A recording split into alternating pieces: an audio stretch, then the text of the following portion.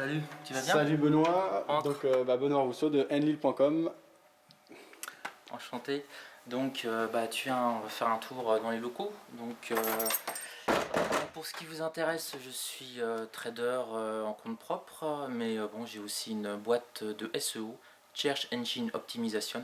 Ça fait toujours super bien, personne ne sait ce que c'est. Grosso modo, c'est une boîte de référencement. J'aide moyennant argent, bien entendu, des entreprises à être bien positionnées sur Google. Donc là, on est une petite équipe de 7. Donc je vais vous faire visiter les locaux tant qu'on y est.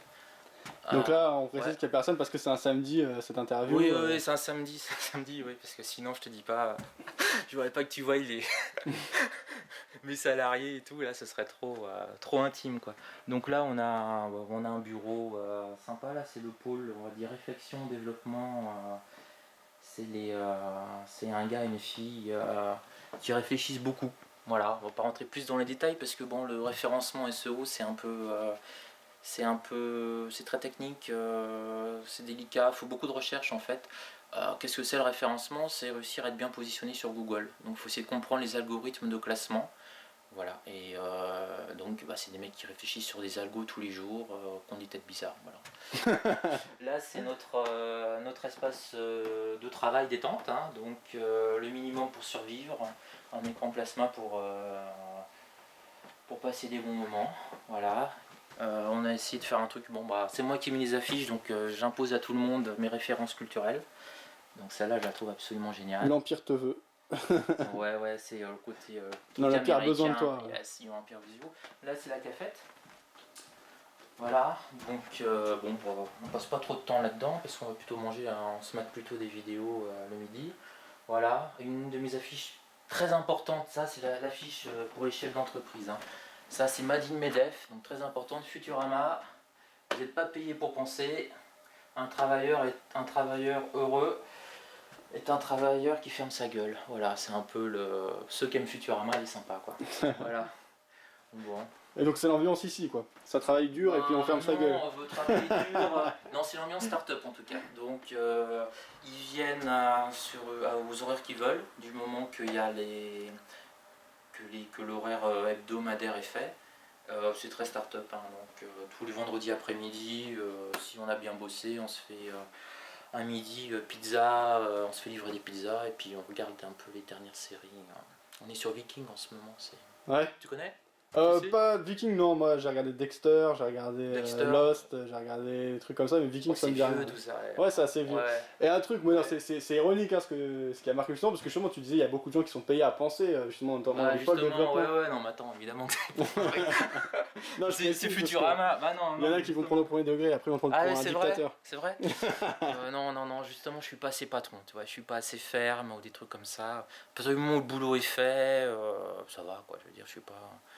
C'est pas Google non plus, mais au niveau des salaires du moins, mais c'est cool quoi, si le taf est fait. Bon, tu viens là, c'est ceux qui bossent, c'est ceux qui bossent réellement. Tu vois, les autres, si c'est des chercheurs, donc des chercheurs comme dirait Coluche, on sait jamais trop ce qu'ils font, mais ils cherchent. Donc voilà, c'est déjà bien, j'ai payé à chercher. Et ça, c'est plus le côté, c'est eux qui font rentrer le pognon quoi. C'est ceux qui gèrent les clients, le marketing, donc les téléphones et tout. Alors on a du super matériel à tech dont je suis quand même très fier. Voilà, c'est la pub, tu sais, les pubs déguisées. Clavier Logitech. Trackball Logitech. Non, ça c'est les actions chez Logitech, hein, c'est ça Acheter, hein, c'est à l'avenir, c'est Logitech. Non, voilà, c'est cool, ça fait des espaces sympas, double écran. Voilà, ça tourne bien. Donc là c'est super calme, hein, parce que sinon... Mais si tu veux là, ici, c'est pour ça me fait marrer. Là on a un gars qui bosse essentiellement sur les graphiques, c'est le graphiste qui crée un peu des sites web pour les clients et tout. Et il a un look incroyable quoi, tu vois. Là lui, il aurait dû venir, il aurait vraiment fait l'esprit start-up, tu vois. Ah ouais. Ouais, les cheveux longs comme ça et tout, la barbe de 5 jours. Mais bon, c'est des passionnés quoi, c'est ça. J'ai réussi à trouver des gens passionnés, donc c'est cool quoi. Voilà. Ça c'est. Et là c'est mon espace de boulot. Hein. D'ailleurs, je crois qu'on la voit cette affiche sur ton blog, sur Enlil. Non. Ah non. Mais il y a le smiley qui est là, je crois que c'était une photo que tu avais prise toi-même. Ah ouais, non. spécialement. Tu passes pas assez de temps sur mon blog, c'est dommage. Hein. Bah moi aussi j'ai un boulot, hein. Je peux pas aller tout le temps, mais t'inquiète pas que je regarde déjà bien assez, crois-moi. Mais moi je vais pas assez sur ton site, parce que franchement, bravo le concept des vidéos. Il faut quand même que les gens se rendent compte que c'est un boulot monstrueux, quoi. Parce que là tu viens de Paris pour venir me filmer, passer une demi-journée avec moi à Tours. Chapeau le gars. Non mais il y a du boulot derrière, vraiment bien. Et alors ça c'est ma station de trading. Alors c'est en fait un quiz, c'est à quoi reconnaît-on le chef? C'est celui qui a le plus d'écran, tu vois. Donc c'est là, avec ça je bosse et je trade. Donc on va se mettre en situation. Voilà, donc hop, je passe devant, on ne va jamais faire je crois. Donc voilà, grosso modo, je passe, ça c'est le micro, où je passe quelques 10 heures minimum par jour de ma vie. Donc les emails, je traite sur ces 3 écrans là. Donc là je passe mes ordres, là j'ai mes graphiques selon différentes UT. Ouais, attends, on va peut-être pas tout filmer parce que... Non, non. De toute façon je vais... Tu vas flouter sinon? Ouais. Et puis là c'est mon boulot SEO, voilà, en gros... Voilà, c'est rigolo parce que comme c'est assez grand, on discute par Skype. D'un bureau à l'autre, on est sur Skype, on gueule éventuellement. Voilà, donc c'est un peu l'espace de travail. Moi je suis tout seul là parce que j'ai besoin de concentration pour le trading. Ça c'est le truc qu'on a mis au point qu'avec mes employés.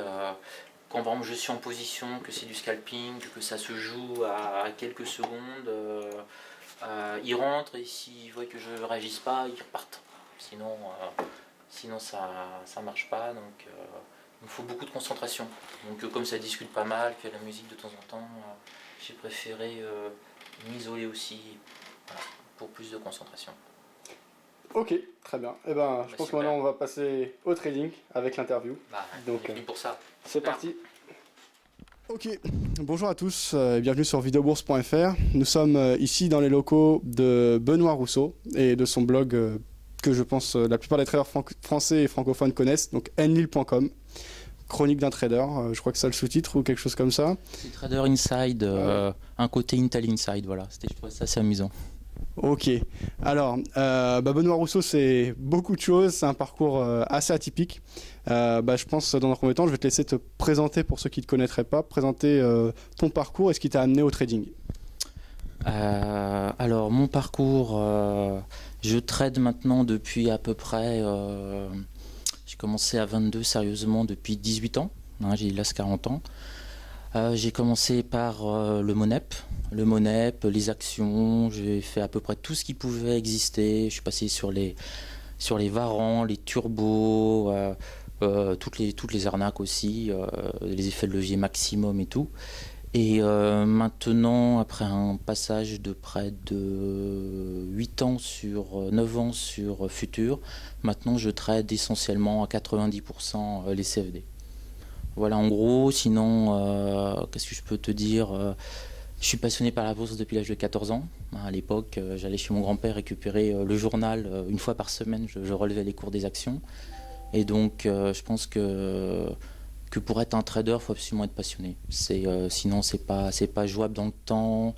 Au niveau de l'attention, on ne tiendra pas du tout. Et il faut continuellement se remettre en cause. C'est vraiment pour ça qu'il faut être passionné. Ça veut dire que tu peux passer, il ne faut pas hésiter à changer par exemple d'instrument.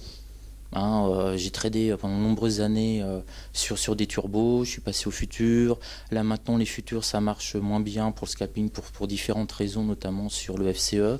Donc je me suis réadapté, je suis tourné donc sur les CFD avec un point de spread garanti qui permet de faire un scalping efficace.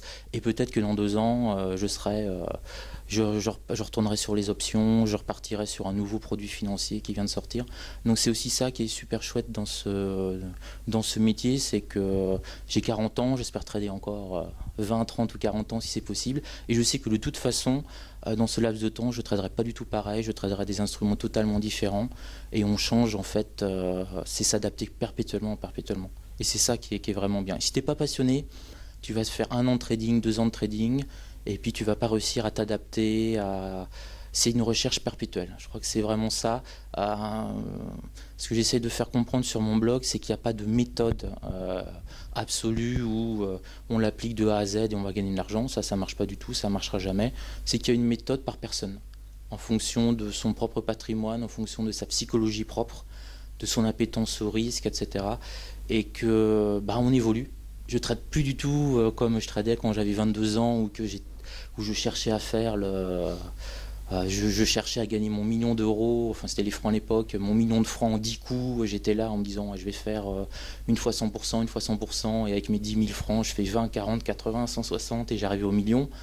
Le trading comme ça, avec des effets de levier pas possibles et tout, je me suis assagi, et peut-être que dans 20 ans, je traderai de manière totalement différente aussi.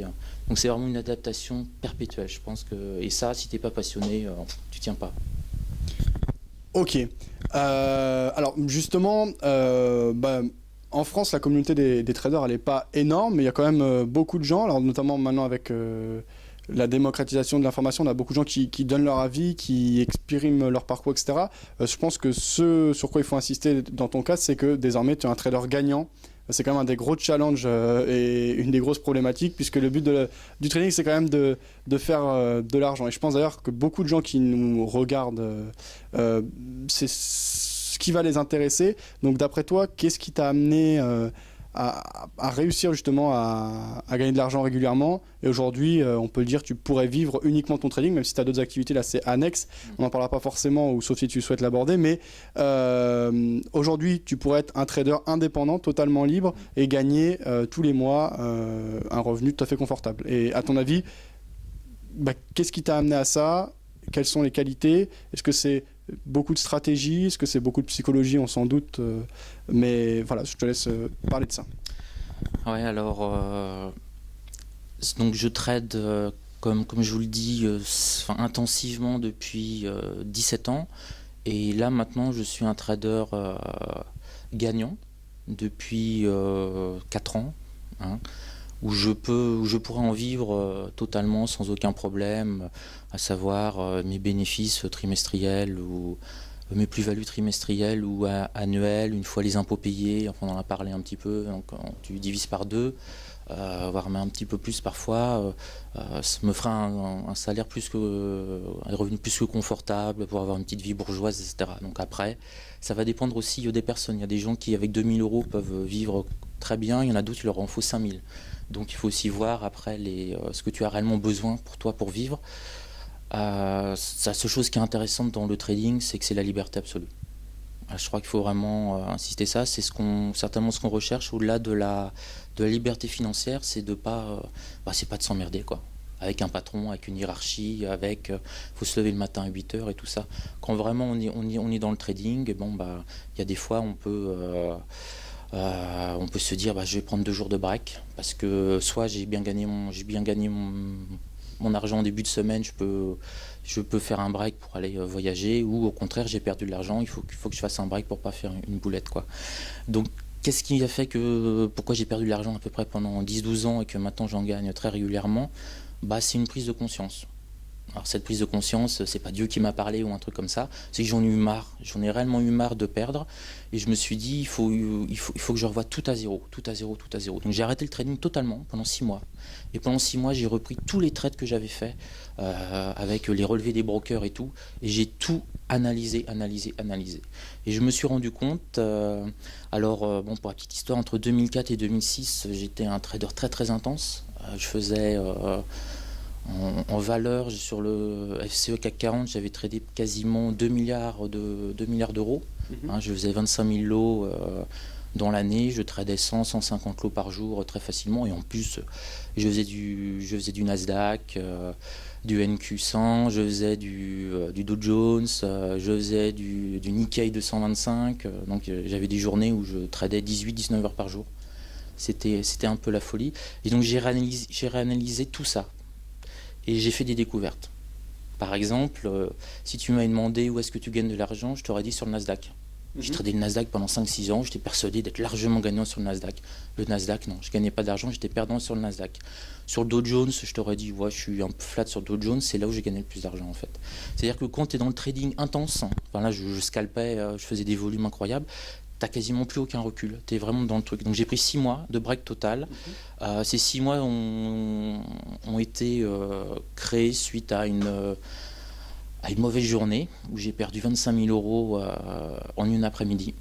13h30, j'avais une petite perte de 300 ou 400 euros et on a fini 6 heures plus tard avec moins 25 000 euros, qui était à l'époque une belle partie de mon patrimoine en bourse. J'ai dû perdre 35-40% en une journée. Et là, crise de larmes, on appelle des copains pour dire viens me chercher, celui-là je vais faire une connerie, je suis le plus nul du monde. À l'époque, je travaillais, donc ça représentait quasiment 10 ans d'argent que j'aurais pu mettre de côté, de fruits de labeur. J'avais arrêté mon job pour trader intensivement. Bon. Et là, je m'étais dit, il va falloir retourner travailler, l'enfer du quotidien avec une hiérarchie et compagnie. Donc ça allait pas bien du tout. J'ai bloqué 6 mois et j'ai réanalysé tous mes trades. Tous mes trades. Et j'ai vu qu'il y a certains instruments que je devais abandonner. Je pensais que j'étais pas mal. Et j'ai arrêté de trader le Nasdaq, parce que c'était là où je faisais mes pertes. Je me suis concentré sur le CAC 40 et le DAX. Et je me suis pris 3-4 années de graphique. Et j'ai regardé les graphiques tous les jours en essayant de trouver des probabilités à fort taux de réussite. Chose que je ne faisais pas avant. Avant, je tradais, je dirais maintenant, n'importe comment. Je tradais plus à l'impulsion, je voulais rentrer dans les marchés coûte que coûte. Donc je m'ennuyais, par exemple. On en a un petit peu parlé. Je m'ennuyais. Bon, bah, tu t'ennuies, tu es là, tu regardes, tu vois le carnet d'ordre qui s'excite sur le futur. Tu es en train de voir des gars qui balancent sans l'eau. Tu te dis, c'est pas vrai. Ce mec-là, il vient de se gagner 30 000 euros et moi, je suis là comme un con, j'ai pas fait un centime. Et au bout d'un moment, tu fais un trade impulsif. Parce que tu as envie d'y être. C'est comme un jeu. Tu as envie d'être physiquement dans le marché, de dire, bah, moi aussi, je participe au truc. Et là, tu te prends 2 ou 3 lots et puis tu es rentré n'importe comment. Tu es incapable d'expliquer une heure après pourquoi tu es rentré à ce moment-là. Tu es rentré à ce moment-là parce que tu avais ce besoin, parce que c'était une impulsion, comme un drogué qui prend son shoot. Et donc, c'est ces trades-là qui te fichaient tes résultats en l'air, que les trades que tu te traînais toute la journée, que tu te traînais 2-3 jours, une semaine, que tu te mettais à ramer pendant des mois, des fois, avec la moins-value que tu t'es faite sur un trade totalement impulsif. Et donc le gros boulot, ça a été de me dire, il faut que j'arrête ces trades impulsifs, ces trades à la con qui me flinguent complètement mon portefeuille. Ok. Alors là, si on rentre un peu plus dans le technique, donc tu dis que tu es passé par beaucoup de produits différents, tu dis que tu as beaucoup scalpé. Tu as toujours été attiré souvent par le très court terme, le scalping, ou tu as déjà été sur des unités de temps plus longues et de manière un peu plus poussée. Au niveau de ton approche, qu'est-ce que tu vas regarder? On sait que maintenant sur les marchés, il y a énormément de choses, des outils, des indicateurs, des choses comme ça qui sont proposés. Toi, qu'est-ce que tu utilises dans ton trading au quotidien pour prendre des positions? Alors au niveau des positions, je faisais du scalping parce que c'était une gestion de ma tension, si tu veux. Le scalping, tu rentres, tu sors, quelques secondes après, éventuellement 1 ou 2 minutes après, tu as tout de suite ton résultat. Et dès que j'étais positionné sur les marchés, je sentais de l'adrénaline, de la tension extrêmement forte. Et je ne pouvais pas conserver une position swing, par exemple. J'achetais le lundi, si jamais je conservais une position swing 2 jours, je ne dormais pas. Le lundi, la nuit lundi, j'étais super mal. J'imaginais que si j'étais à l'achat, qu'il allait se passer quelque chose. Et si le marché dévisse, si j'ai un open gap à moins 5%, je suis en levier 3, je suis à moins 15, etc. Donc je n'arrivais pas à être serein du tout. Ça m'épuisait. Donc je me suis concentré sur du scalping. C'était par rapport à ma psychologie de l'époque la manière la plus efficace pour pouvoir gérer mes émotions et ma tension. Donc c'était des petits allers-retours extrêmement rapides, ce que j'appelle du one-shot, une sorte de tir au fusil à lunettes comme un sniper. Tu tires un coup, tu rentres assez chargé en lot et tu prends ton gain très rapidement, tu sors, ça y est, c'est fini. Tu sais que tu as gagné temps, que tu as perdu temps, tu respires, tu peux te reconcentrer, vraiment comme un sniper pour le prochain tir. Et j'ai complètement oublié ce que tu me disais après. Eh bien, donc ça c'était pour le premier aspect par rapport au scalping. Et donc le second, c'est ce que tu utilises. Donc on a bien compris ta méthode d'entrée et la psychologie qu'il y a derrière, les avantages que ça a justement de trade à court terme. Je suppose qu'aussi par contre un des inconvénients c'est qu'il faut être beaucoup plus exigeant sur tout ce qui est exécution et aussi taille des commissions, puisque là du coup vu que tu as cherché quelques points, ça te fait tout. Oui. Ça te fait tout, ouais. Bah, ça évidemment sur du scalping, ce qui va tout te faire... comme tu vas chercher quelques points, et moi en plus je suis un scalper, je vais vraiment chercher très très peu de points. Dès que j'ai quasiment un gain, je suis déjà sur le point de vente, parce que le nombre de fois où j'ai gagné par exemple 4-5 points que j'ai pas revendu, et que quand j'étais pas dans le scalping, je me suis retrouvé à moins 15 points, je l'ai vécu une fois, 10 fois, 100 fois, 1000 fois. Donc maintenant je suis vraiment un scalper extrêmement rapide, c'est-à-dire que dès que j'ai 2-3 points de gain, je regarde si ça semble hésiter par rapport à ce que je pense, un rebond par exemple sur un point pivot, si ça hésite un petit peu, je prends mes 3 gains, c'est bon. Je prends mes 3 points, c'est bon, on n'en parle plus, c'est fait. D'accord ? Et ça, effectivement, c'est le broker absolument essentiel. Hein, où il y a, on va pas faire de pub, vous pouvez...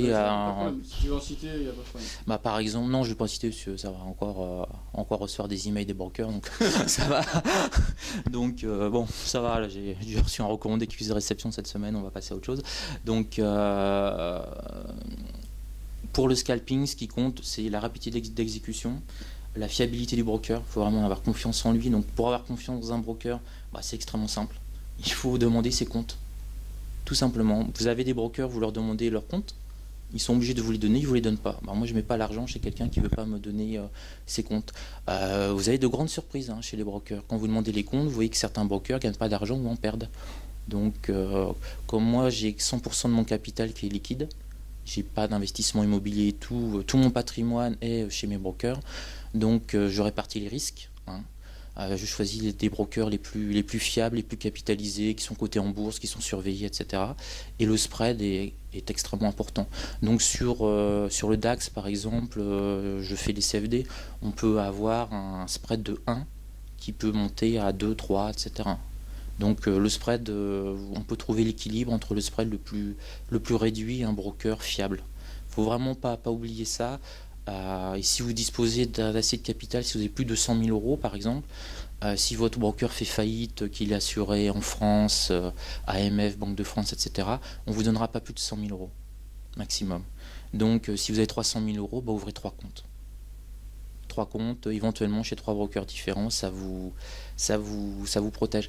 Donc les faillites des brokers, c'est pas de la science-fiction non plus, quoi. L'année dernière, on a eu 3 gros brokers futurs américains qui ont fait faillite.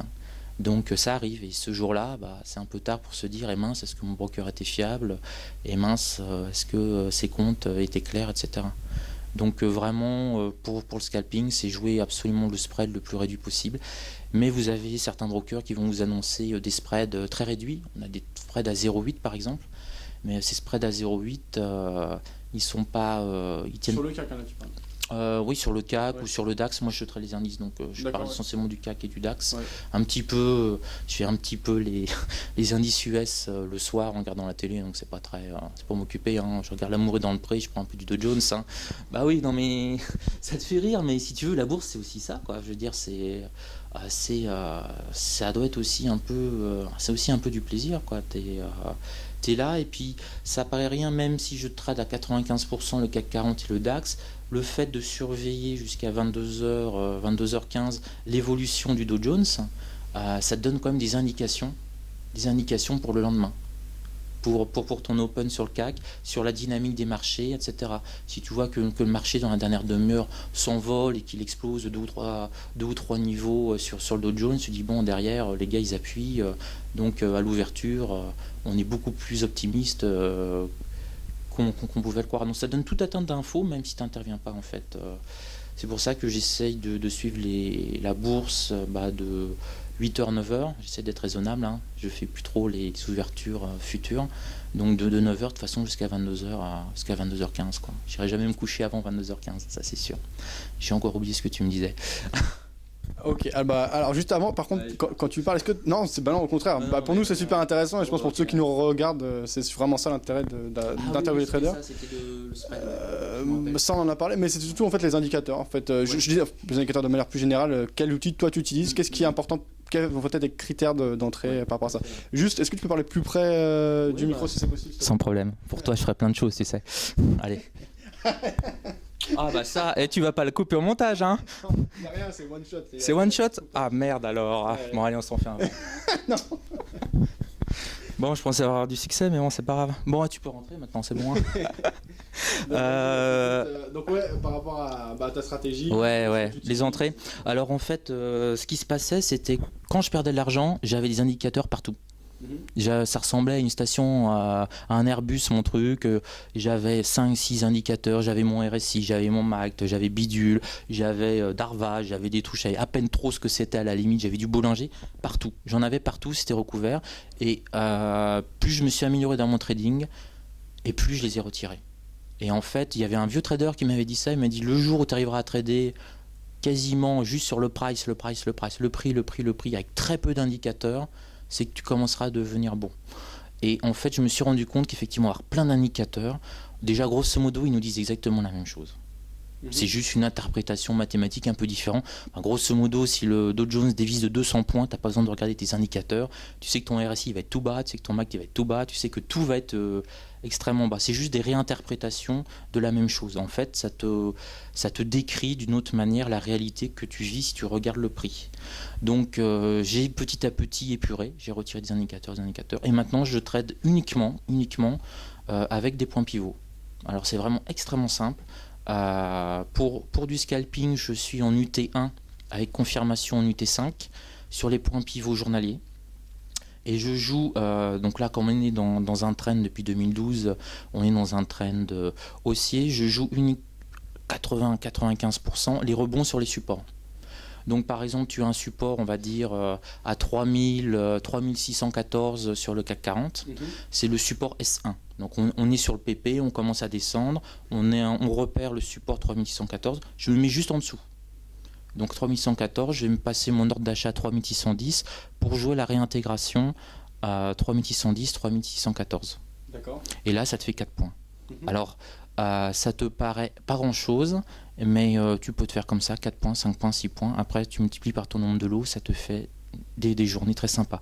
Donc c'est du scalping où tu attends en fait énormément. Et moi, je joue les réintégrations de support. Voilà. En basant sur quel... parce que le point pivot, du coup, est basé... Alors, non, en fait, non, parce que moi j'ai l'habitude du Forex, mais là, il n'y a pas la notion d'heure, puisqu'en fait, c'est un marché centralisé et régulier. Exactement. Précis. Donc en fait, c'est simplement... Tu te bases sur le futur ou sur uniquement le cash Alors, je me base uniquement sur le cash. D'accord. Parce que même si je trade du futur ou du CFD, même quand je tradais les futurs, je me basais sur le cash. Je mettais les graphiques du cash. Ah oui? Absolument, les graphiques du cash. Parce que les futurs, les CFD ne sont que la réinterprétation du cash. Et parfois, ils commettent, par exemple sur futur, si on est sur une période haussière, le CAC va monter jusqu'à 3640 par exemple.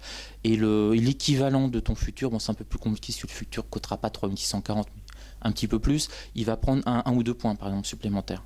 Donc je préfère vraiment utiliser les points pivots que je pense qu'utilisent les robots, c'est-à-dire le cash. Donc je regarde uniquement ça. Donc pour du scalping, je suis sur du point pivot journalier. Pour faire mon day trading, j'en fais très peu, mais ça marche bien. J'utilise les points pivot hebdomadaires. Et pour faire mes opérations de swing, je fais des points pivot mensuels. Voilà. Et bon,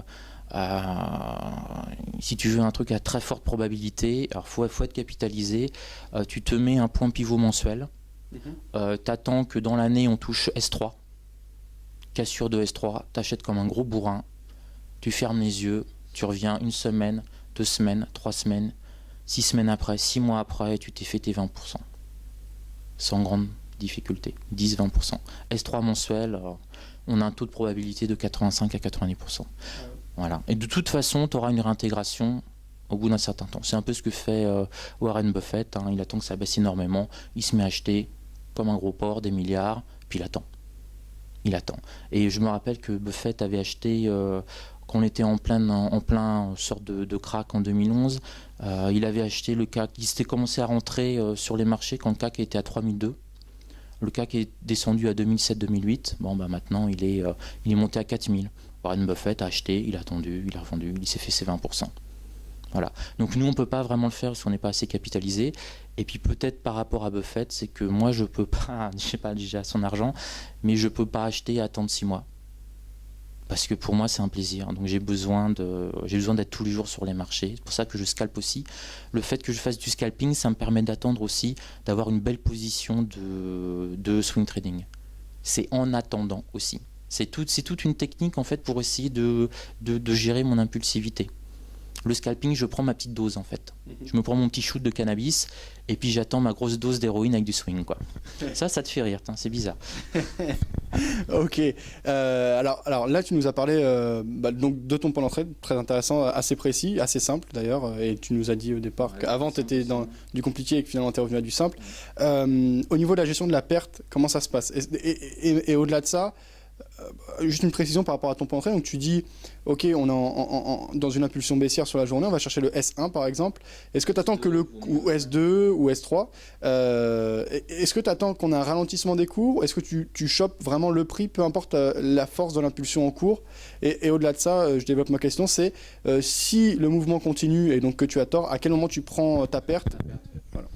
Alors, en fait, c'est une stratégie où je suis assez capitalisé, donc je peux prendre pas mal de lots.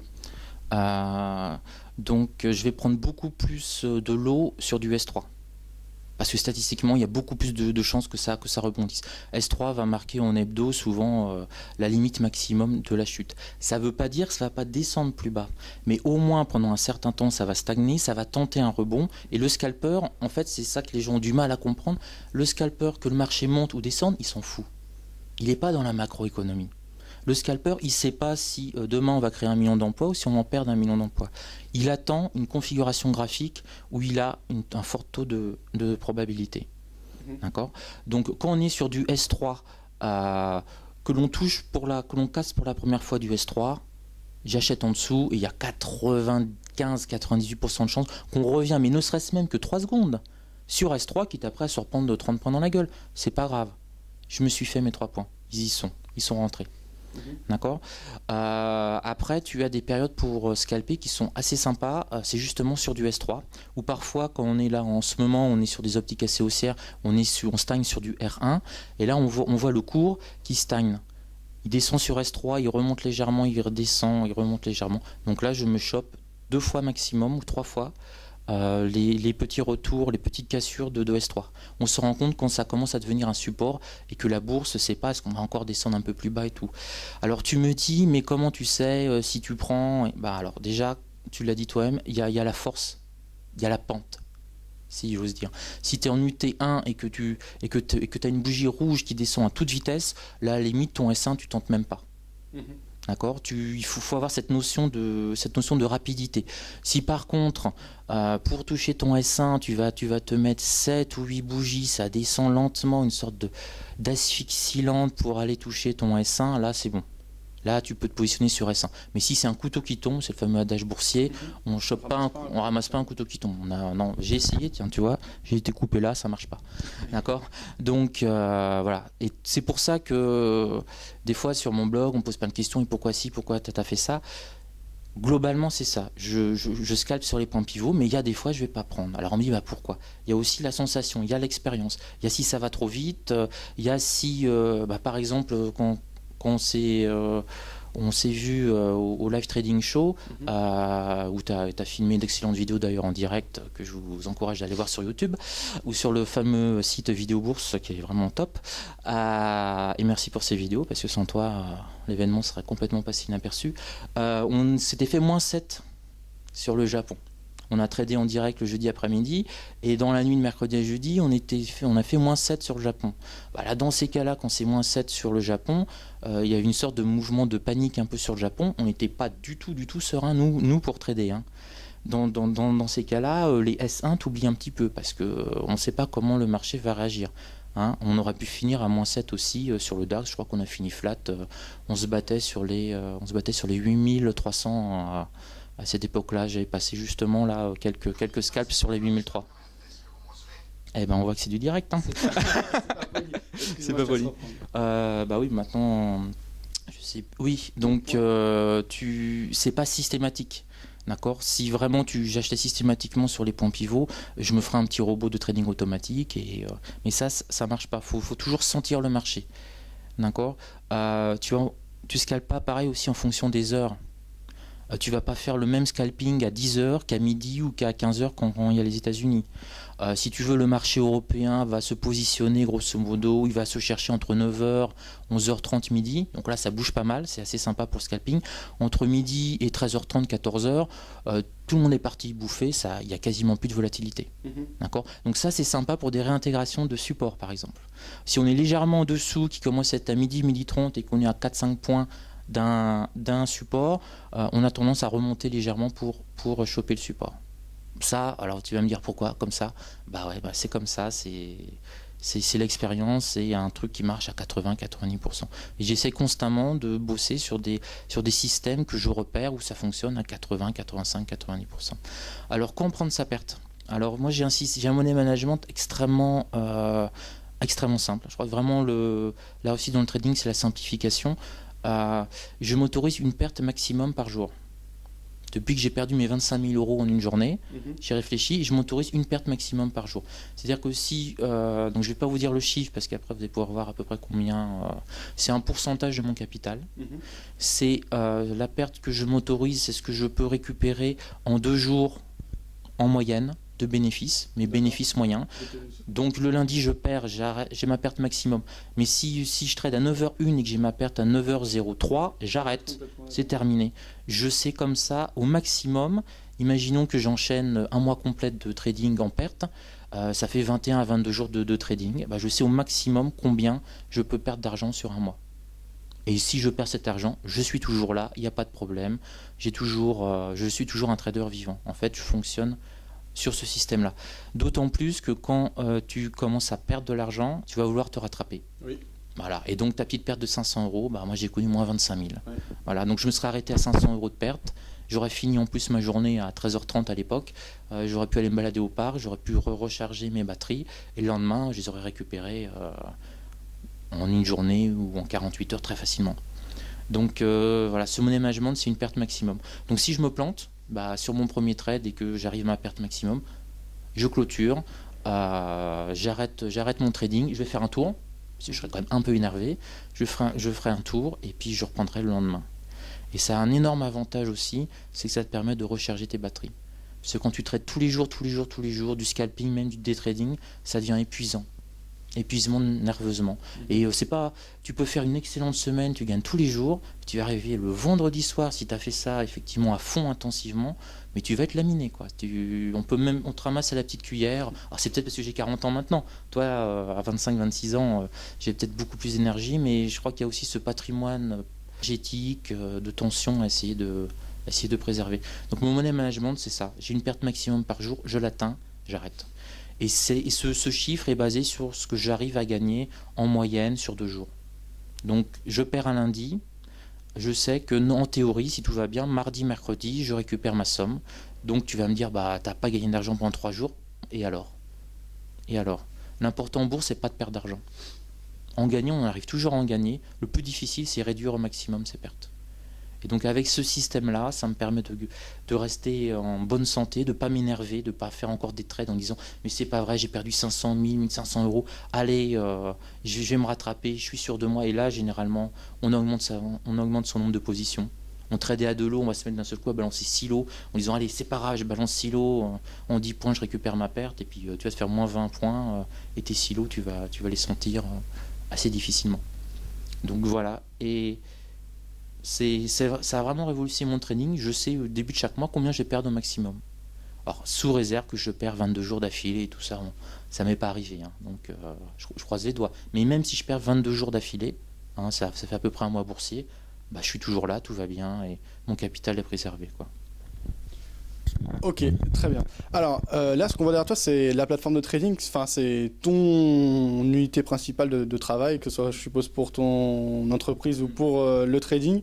Est-ce que tu veux nous montrer un peu comment tu organises ta plateforme je sais pas, quelles unités de temps tu regardes, quel marché tu affiches, comment? Alors, c'est là où on voit que c'est du direct qu'on est un peu emmerdé parce que on est le samedi là. Et mon broker, il n'y a pas de... Ok. Mais je peux montrer un peu la station de trading. Alors oui, bon, peut-être pour qu'on comprenne, donc je trade et j'ai une société de référencement sur Internet. Donc là, on fera le tour. Là en tout, j'ai 7 écrans. Vous n'avez pas besoin de 7 écrans pour trader. Hein.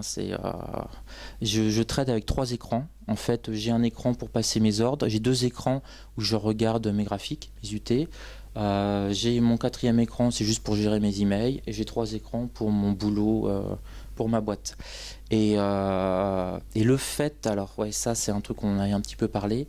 Le fait que je gère une boîte de référencement à côté, ça me permet d'être, je pense, meilleur dans le trading. Tout simplement, alors on va se dire, mais il fait deux choses à la fois, mais oui, justement. Parce que moi, ma grosse... je vais te raconter un peu là. Mon gros problème, c'est que j'ai besoin de ma dose. Et j'avais des mauvais résultats avant de lancer ma boîte, très moyen en début 2010, parce que des fois, j'avais pas mes fameux points pivots, mes résistances, mes supports pour acheter, et je passais 2 heures, 3 heures, 4 heures devant mon écran, il se passait rien. Et là, c'est très long. Et là, de temps en temps, tu dis, putain, ça fait 4 heures, j'ai pas fait 1 euro, j'aurais été me faire chier au McDo, j'aurais gagné au moins 40 euros. Je vais prendre un petit lot quand même. Je vais faire un petit truc quand même. Il est à midi, je me suis levé à 8 heures, j'ai rien gagné. Et là, généralement, je me tapais un truc négatif, une moins-value, je commençais à m'énerver, etc. etc.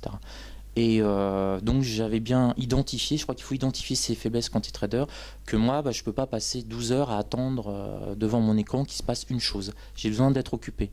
Donc je me suis mis à lire. Ça n'a pas marché, ça m'a un peu gonflé au bout d'un moment. Je tradais avec mes 3 écrans et sur le 4e écran, je jouais à World of Warcraft.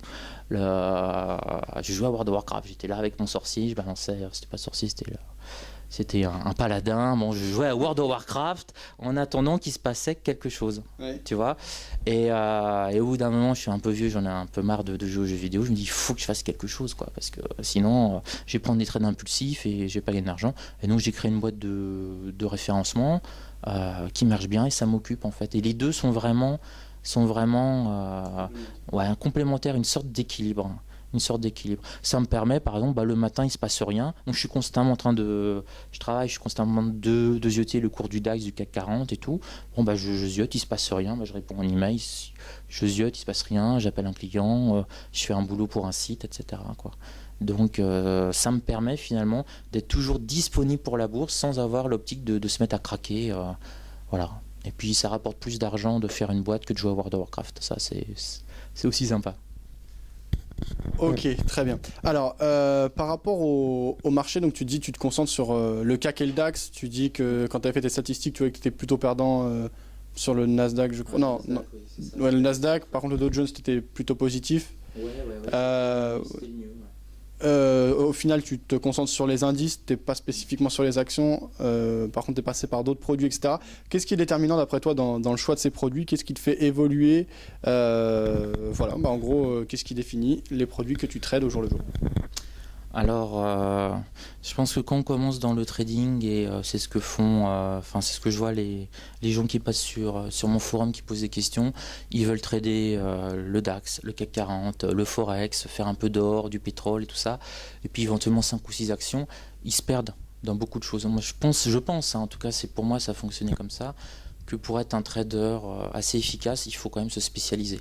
Alors, quand on commence dans la bourse, c'est super parce qu'on peut essayer tout. Donc faire ça en paper trading quand même, pas flinguer des comptes, mais voir où on est le plus à l'aise, où on ressent mieux les choses. Je serais un trader sur action absolument minable. Les actions, je comprends pas. Par contre, les indices, ils me parlent. Franchement, les indices, j'arrive à voir leur rythme, leur dynamique, j'anticipe bien les rebonds, etc. Le Forex, ça me parle pas. Voilà, c'est aussi simple que ça, je suis devant mon écran, je me dis là, peut-être, je ne comprends pas vraiment les logiques qui sont derrière.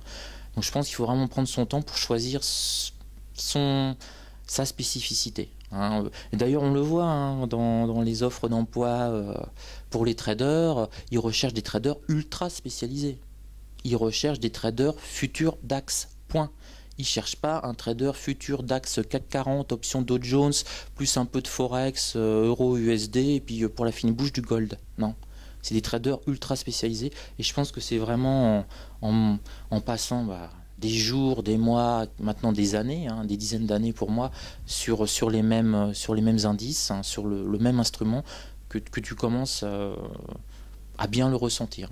Voilà, des fois je fais une analogie, c'est un peu comme faire l'amour à une femme, quoi. Au bout d'un moment, bon, la première fois c'est super, c'est plein de nouveautés, et quand tu as une amante régulière, c'est encore mieux. Parce que tu commences à connaître les réactions, les choses comme ça. Et quelque part, la bourse, tu fais l'amour Moi, je fais l'amour au CAC 40, je fais l'amour au DAX. Ah, ça te fait marrer? Mais oui, mais il y a un peu de ça. J'arrive parfois à me dire, bon, c'est bon, il va partir, tu vois, tu entends.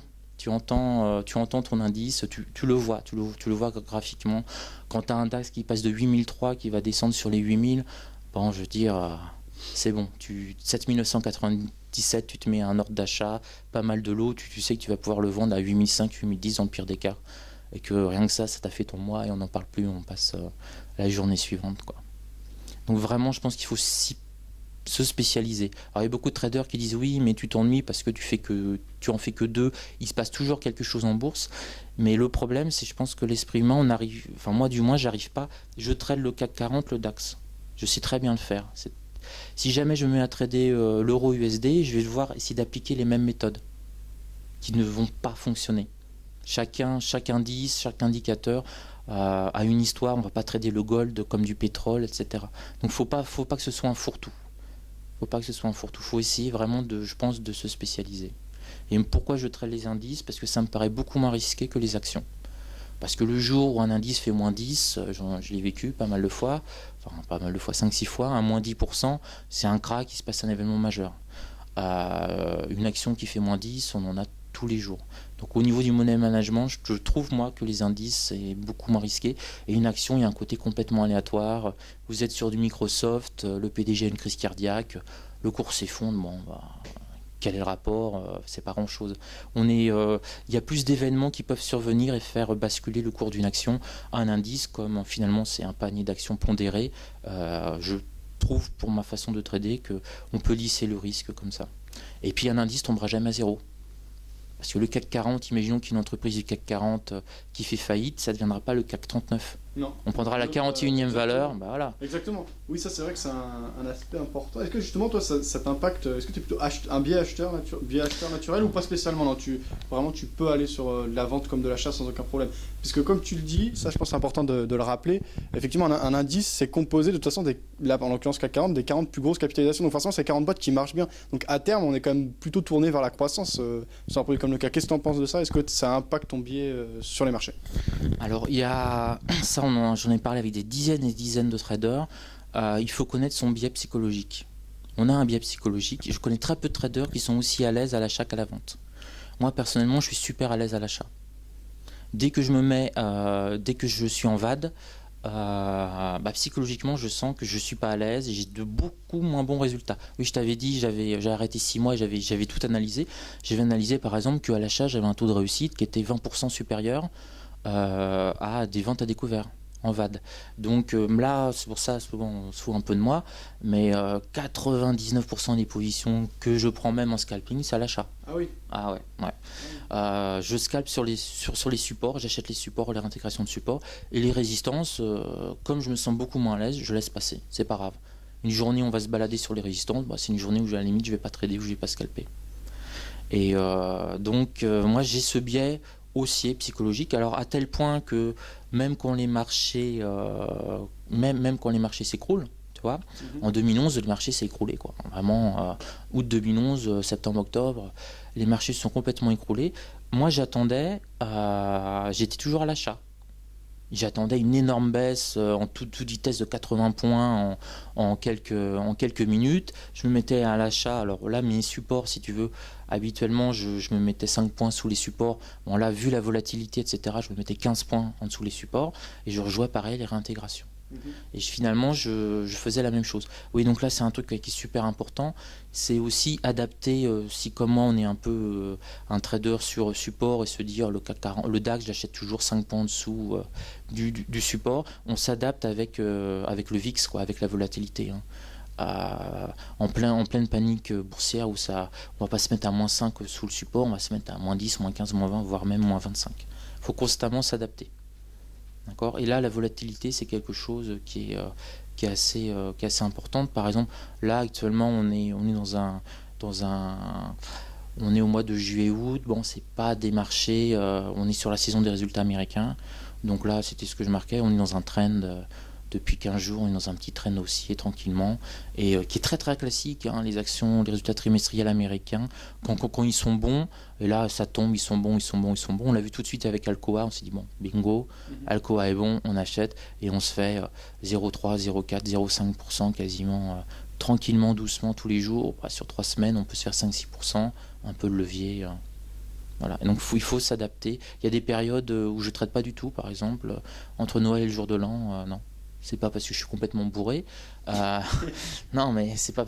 Enfin, peut-être aussi un peu, mais c'est parce que c'est des marchés, il n'y a aucun volume. Si on chope mal la tendance, j'ai vécu la mort lente comme ça, une année où je crois que j'étais à l'achat entre Noël et le jour de l'an. Non, j'étais à la vente entre Noël et le jour de l'an. Et puis tous les jours, hein, ça dure que 5 jours, plus 0,4. Plus 0,5 et à la fin de la semaine tu te trouves avec un moins 2,5%, voilà, en te disant mais moins 0,4 c'est bon, demain on va se refaire, voilà, etc. Tu accumules, donc vraiment s'adapter. Ok, donc par rapport aux statistiques que tu donnais tout à l'heure, tu parlais notamment, tu disais voilà par exemple quand on est au S3 mensuel, on a 95% de chances de se retourner. Est-ce que c'est des statistiques que tu as calculées précisément ou est-ce que c'est du feeling? Et si c'est calculé précisément, quelle méthode tu as employée? Est-ce que c'est vraiment en faisant toi-même de l'étude ou est-ce que tu as utilisé des algorithmes, des choses de recherche automatique ou programmées en tout cas? Alors ça, j'ai fait ça, j'essaie de le maintenir à jour tant bien que mal. J'ai fait tous ces calculs-là en 2006. Donc je voulais vraiment simplement essayer de trouver des choses à fort taux de réussite. Voilà. Et je les ai fait moi-même à l'époque, c'est-à-dire à la mano. Hein, donc j'étais chez IB Interactive Broker à l'époque. Je reprenais j'avais d'ailleurs payé un flux pour reprendre l'historique. J'avais repris l'historique sur les 6-5-4 sur les 3 dernières années. J'avais mis simplement tous mes points pivots journaliers et je m'étais dit hebdo et mensuel. Et je m'étais dit bon, je pars du postulat que je me mets à acheter le S3 mensuel sur 3, 4, 5 ans. Qu'est-ce que ça donne? Voilà, j'ai fait ça. Alors maintenant, il y a des logiciels qui vont vous calculer ça extrêmement rapidement. Bon, là, j'avoue que j'étais un petit peu encore avec mon crayon papier et compagnie, quoi. Mais je me dis que c'est pas plus mal parce que je me suis comme ça payé des journées sur 3 ans. Tous les jours, j'ai réanalysé les courbes, etc. Votre logiciel, vous faites le petit programmation, vous appuyez sur le bouton, il vous donne le résultat. Il va vous donner 83-84% de taux de réussite, 78, etc. Là, ça m'a permis, sur un postulat, d'en voir d'autres, en fait, des postulats. Tu vois, je pense vraiment qu'on est toujours, c'est le prix, quoi. C'est à nous d'être actifs, de voir nos graphiques et pas d'attendre que tu as le RSI 14 bidule qui va te dire attention, si ça touche à 21, t'achètes à 21, etc. Ça marche, ça peut marcher sur des trends, mais l'idée c'est d'essayer de trouver des statistiques à forte probabilité qui marchent dans les 3 sens. Il y a 3 sens en bourse, ça baisse, ça monte, c'est flat. Là, depuis 2 ans, c'est extrêmement facile de gagner de l'argent. Ça ne fait que monter. J'étais acheteur, j'ai acheté du DAX, tiens, tu vas voir un truc hallucinant, je m'en souviendrai toute ma vie. J'ai acheté du DAX en futur, superchargé en plus à 5000 points. 5000. La journée, on a dû descendre à 4985 dans la journée. C'est remonté tout de suite et là je me suis dit ça là, j'étais chargé comme un gros porc, faut être clair. Je me suis dit ça, je le revends à 6000 et puis peut-être 7000. On est monté à 8000. D'accord. Vu comme j'étais chargé, ça me faisait, en le vendant sur du 8000, ça me faisait quasiment un demi-million d'euros de gain.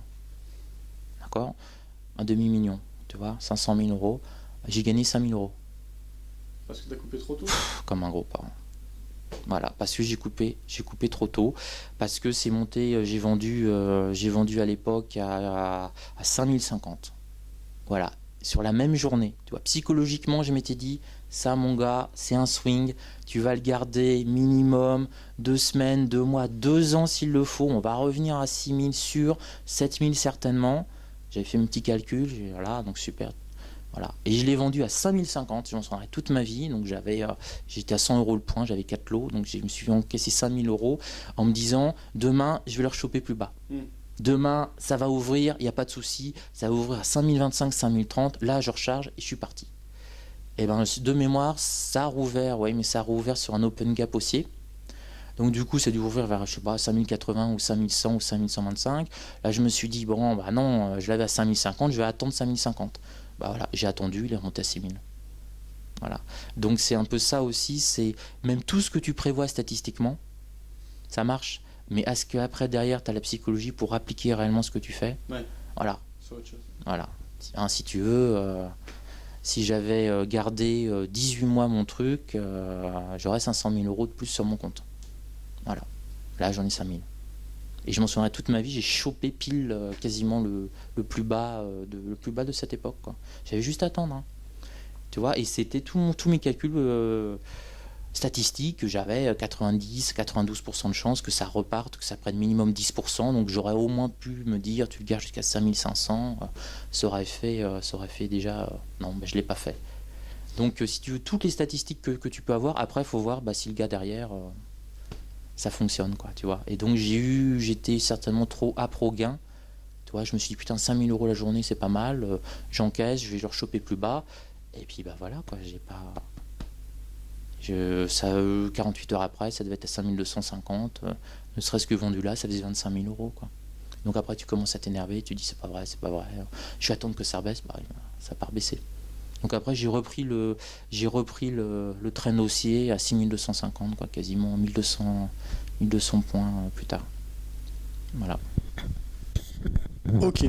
Alors, un aspect qui est important, notamment quand on vit en France, par rapport à l'activité de trader, bah déjà, pendant longtemps, ça a été, notamment sur tout ce qui est CFD, etc., très peu, on avait du mal à déclarer ses revenus, on savait pas trop dans quelle case les mettre pendant un moment. Là, maintenant, c'est peut-être un peu mieux, parce qu'ils publient des IFU, je crois, des choses comme ça, les courtiers. En fait, je voulais te demander, pour toi qui vis du trading, en tout cas en partie du trading... La bourse a toujours été simple, hein. Tu déclares tes bénéfices ou tu déclares tes pertes.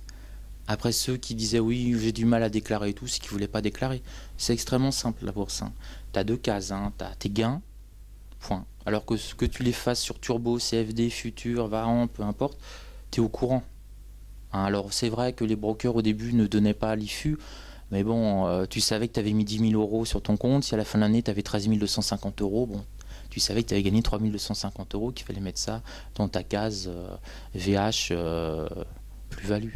Tu vois, donc ça, c'est en fait un faux problème, mais tu veux parler de la fiscalité en fait qui s'applique pour un trader. Ouais. Alors, et quelles sont les solutions si on commence à gagner de l'argent régulièrement pour vivre... pour optimiser. Alors bon, grosso modo, en faisant tous les calculs, tu vas lâcher au minimum 50% de ce que tu vas gagner. Ouais. Donc ça veut dire que si tu te dis, bon, par rapport à ma façon de fonctionner, de vie, il me faut 3 000 euros par mois, il faut que tu arrives à avoir des gains entre 6 000 et 7 000 euros par mois de trading, ouais, pour arriver à peu près à ces 3 000 euros. En simplifiant, tu laisses 50%. D'accord. Une entreprise de trading, c'est comme une entreprise tout à fait normale. Alors, peu importe le statut, il y a certains statuts où tu peux faire, au lieu de payer 50%, tu vas payer 46, 45, bon, tu vas gagner un petit peu. Mais bon, grosso modo, pour ne pas prendre de risque, tu divises par deux. Tu gagnes 5 000 euros en trading de manière régulière, c'est 2 500 euros. Ce qu'il faut bien comprendre, c'est que tu ne vas pas gagner tous les mois. Il y a des mois, tu ne vas rien gagner. Rien, tu vas faire zéro. Il y a des mois, tu vas perdre. Hein. Tu vas taper dans ton capital. Le capital pour un trader, c'est le fonds de roulement d'une entreprise. Donc tu commences par exemple, je sais pas, tu as 100 000 euros, c'est ton fonds de roulement. C'est ton capital que tu vas faire travailler. Donc à la fin du mois, tu peux être à 105 000 euros. Tu as gagné 5 000 euros, c'est bien. Tu peux être à 100 000, tu as bossé un mois pour rien. Tu peux être à 92 000, tu as entamé ton capital de 8% sur le mois. Donc l'objectif déjà, quand tu fais du trading, c'est sur une année, ne pas taper dans ton capital. C'est-à-dire que idéalement, il faudrait avoir un capital et avoir de quoi vivre pendant 2 ou 3 ans. Tu vois, donc tes 100 000, si ta première année de trading, ça marche pas très bien, tu gagnes pas d'argent, tu vas pas taper dans ton capital, dans ton fonds de roulement pour vivre. tu as de côté, ailleurs, tu as 30 000 euros par exemple, et tu vas payer ton loyer, tu vas manger, etc. avec. Tu comprends? Il faut essayer de maintenir coûte que coûte ton fonds de roulement en capital. C'est ça qui te fera vivre. Si tu gagnes de l'argent, idéalement, il faut que tu en mettes une partie de côté. D'accord? Alors, tu as des super mois en trading. Il y a des mois où tu te dis, c'est génial, j'ai gagné X euros. Waouh, la belle vie, machin, bidule. Si tu commences à tout claquer, le mois d'après, si tu perds de l'argent, c'est pas bon. Donc, idéalement, si tu te dis, bon, moi, il me faut 3 000 euros pour vivre, il faut que j'en gagne 6 000. Si tu en gagnes 10 000, tu vas pas faire le cacou. Tu vas provisionner, tu vas en mettre 4 000 de côté dans ta boîte pour le mois qui sera difficile. Pour le mois où tu vas perdre peut-être 3 ou 4 000 euros. D'accord? C'est ça, en fait. Il y a beaucoup de traders qui tiennent pas dans le temps parce qu'ils ils peuvent bien trader, mais ils n'ont pas la gestion de la perte. Dans le sens où une année qui va pas être bonne, leur capital de 100 000 euros, il va tomber à 80 000 euros, par exemple. C'est d'autant plus difficile pour tenir après, dans la durée. D'accord? Si par contre, l'année d'avant, ils avaient gagné en net, dans leur poche, une fois déduit les impôts, je sais pas, 40 000 euros, qu'il leur faut 30 000 euros pour vivre de manière convenable, il fallait mettre 10 000 euros dans le capital de la boîte pour prévoir les temps difficiles. Je crois que c'est ça, beaucoup de gens prévoient toujours le meilleur. Des fois sur mon forum, je vois le mec qui dit ouais, j'achète et tout, ça va monter à temps, quoi. Donc je lui dis, tu calcules ton levier, t'es en combien? T'es en 7, 8, ok, d'accord. Oh oui, mais ça, je suis sûr, ça va prendre 10% et tout ça. Ok. Et si ça fait moins 10, tu fais quoi? Et là, gros blanc, moins 10, levier 8, t'es à moins 80%. Allez, t'es ratiboisé.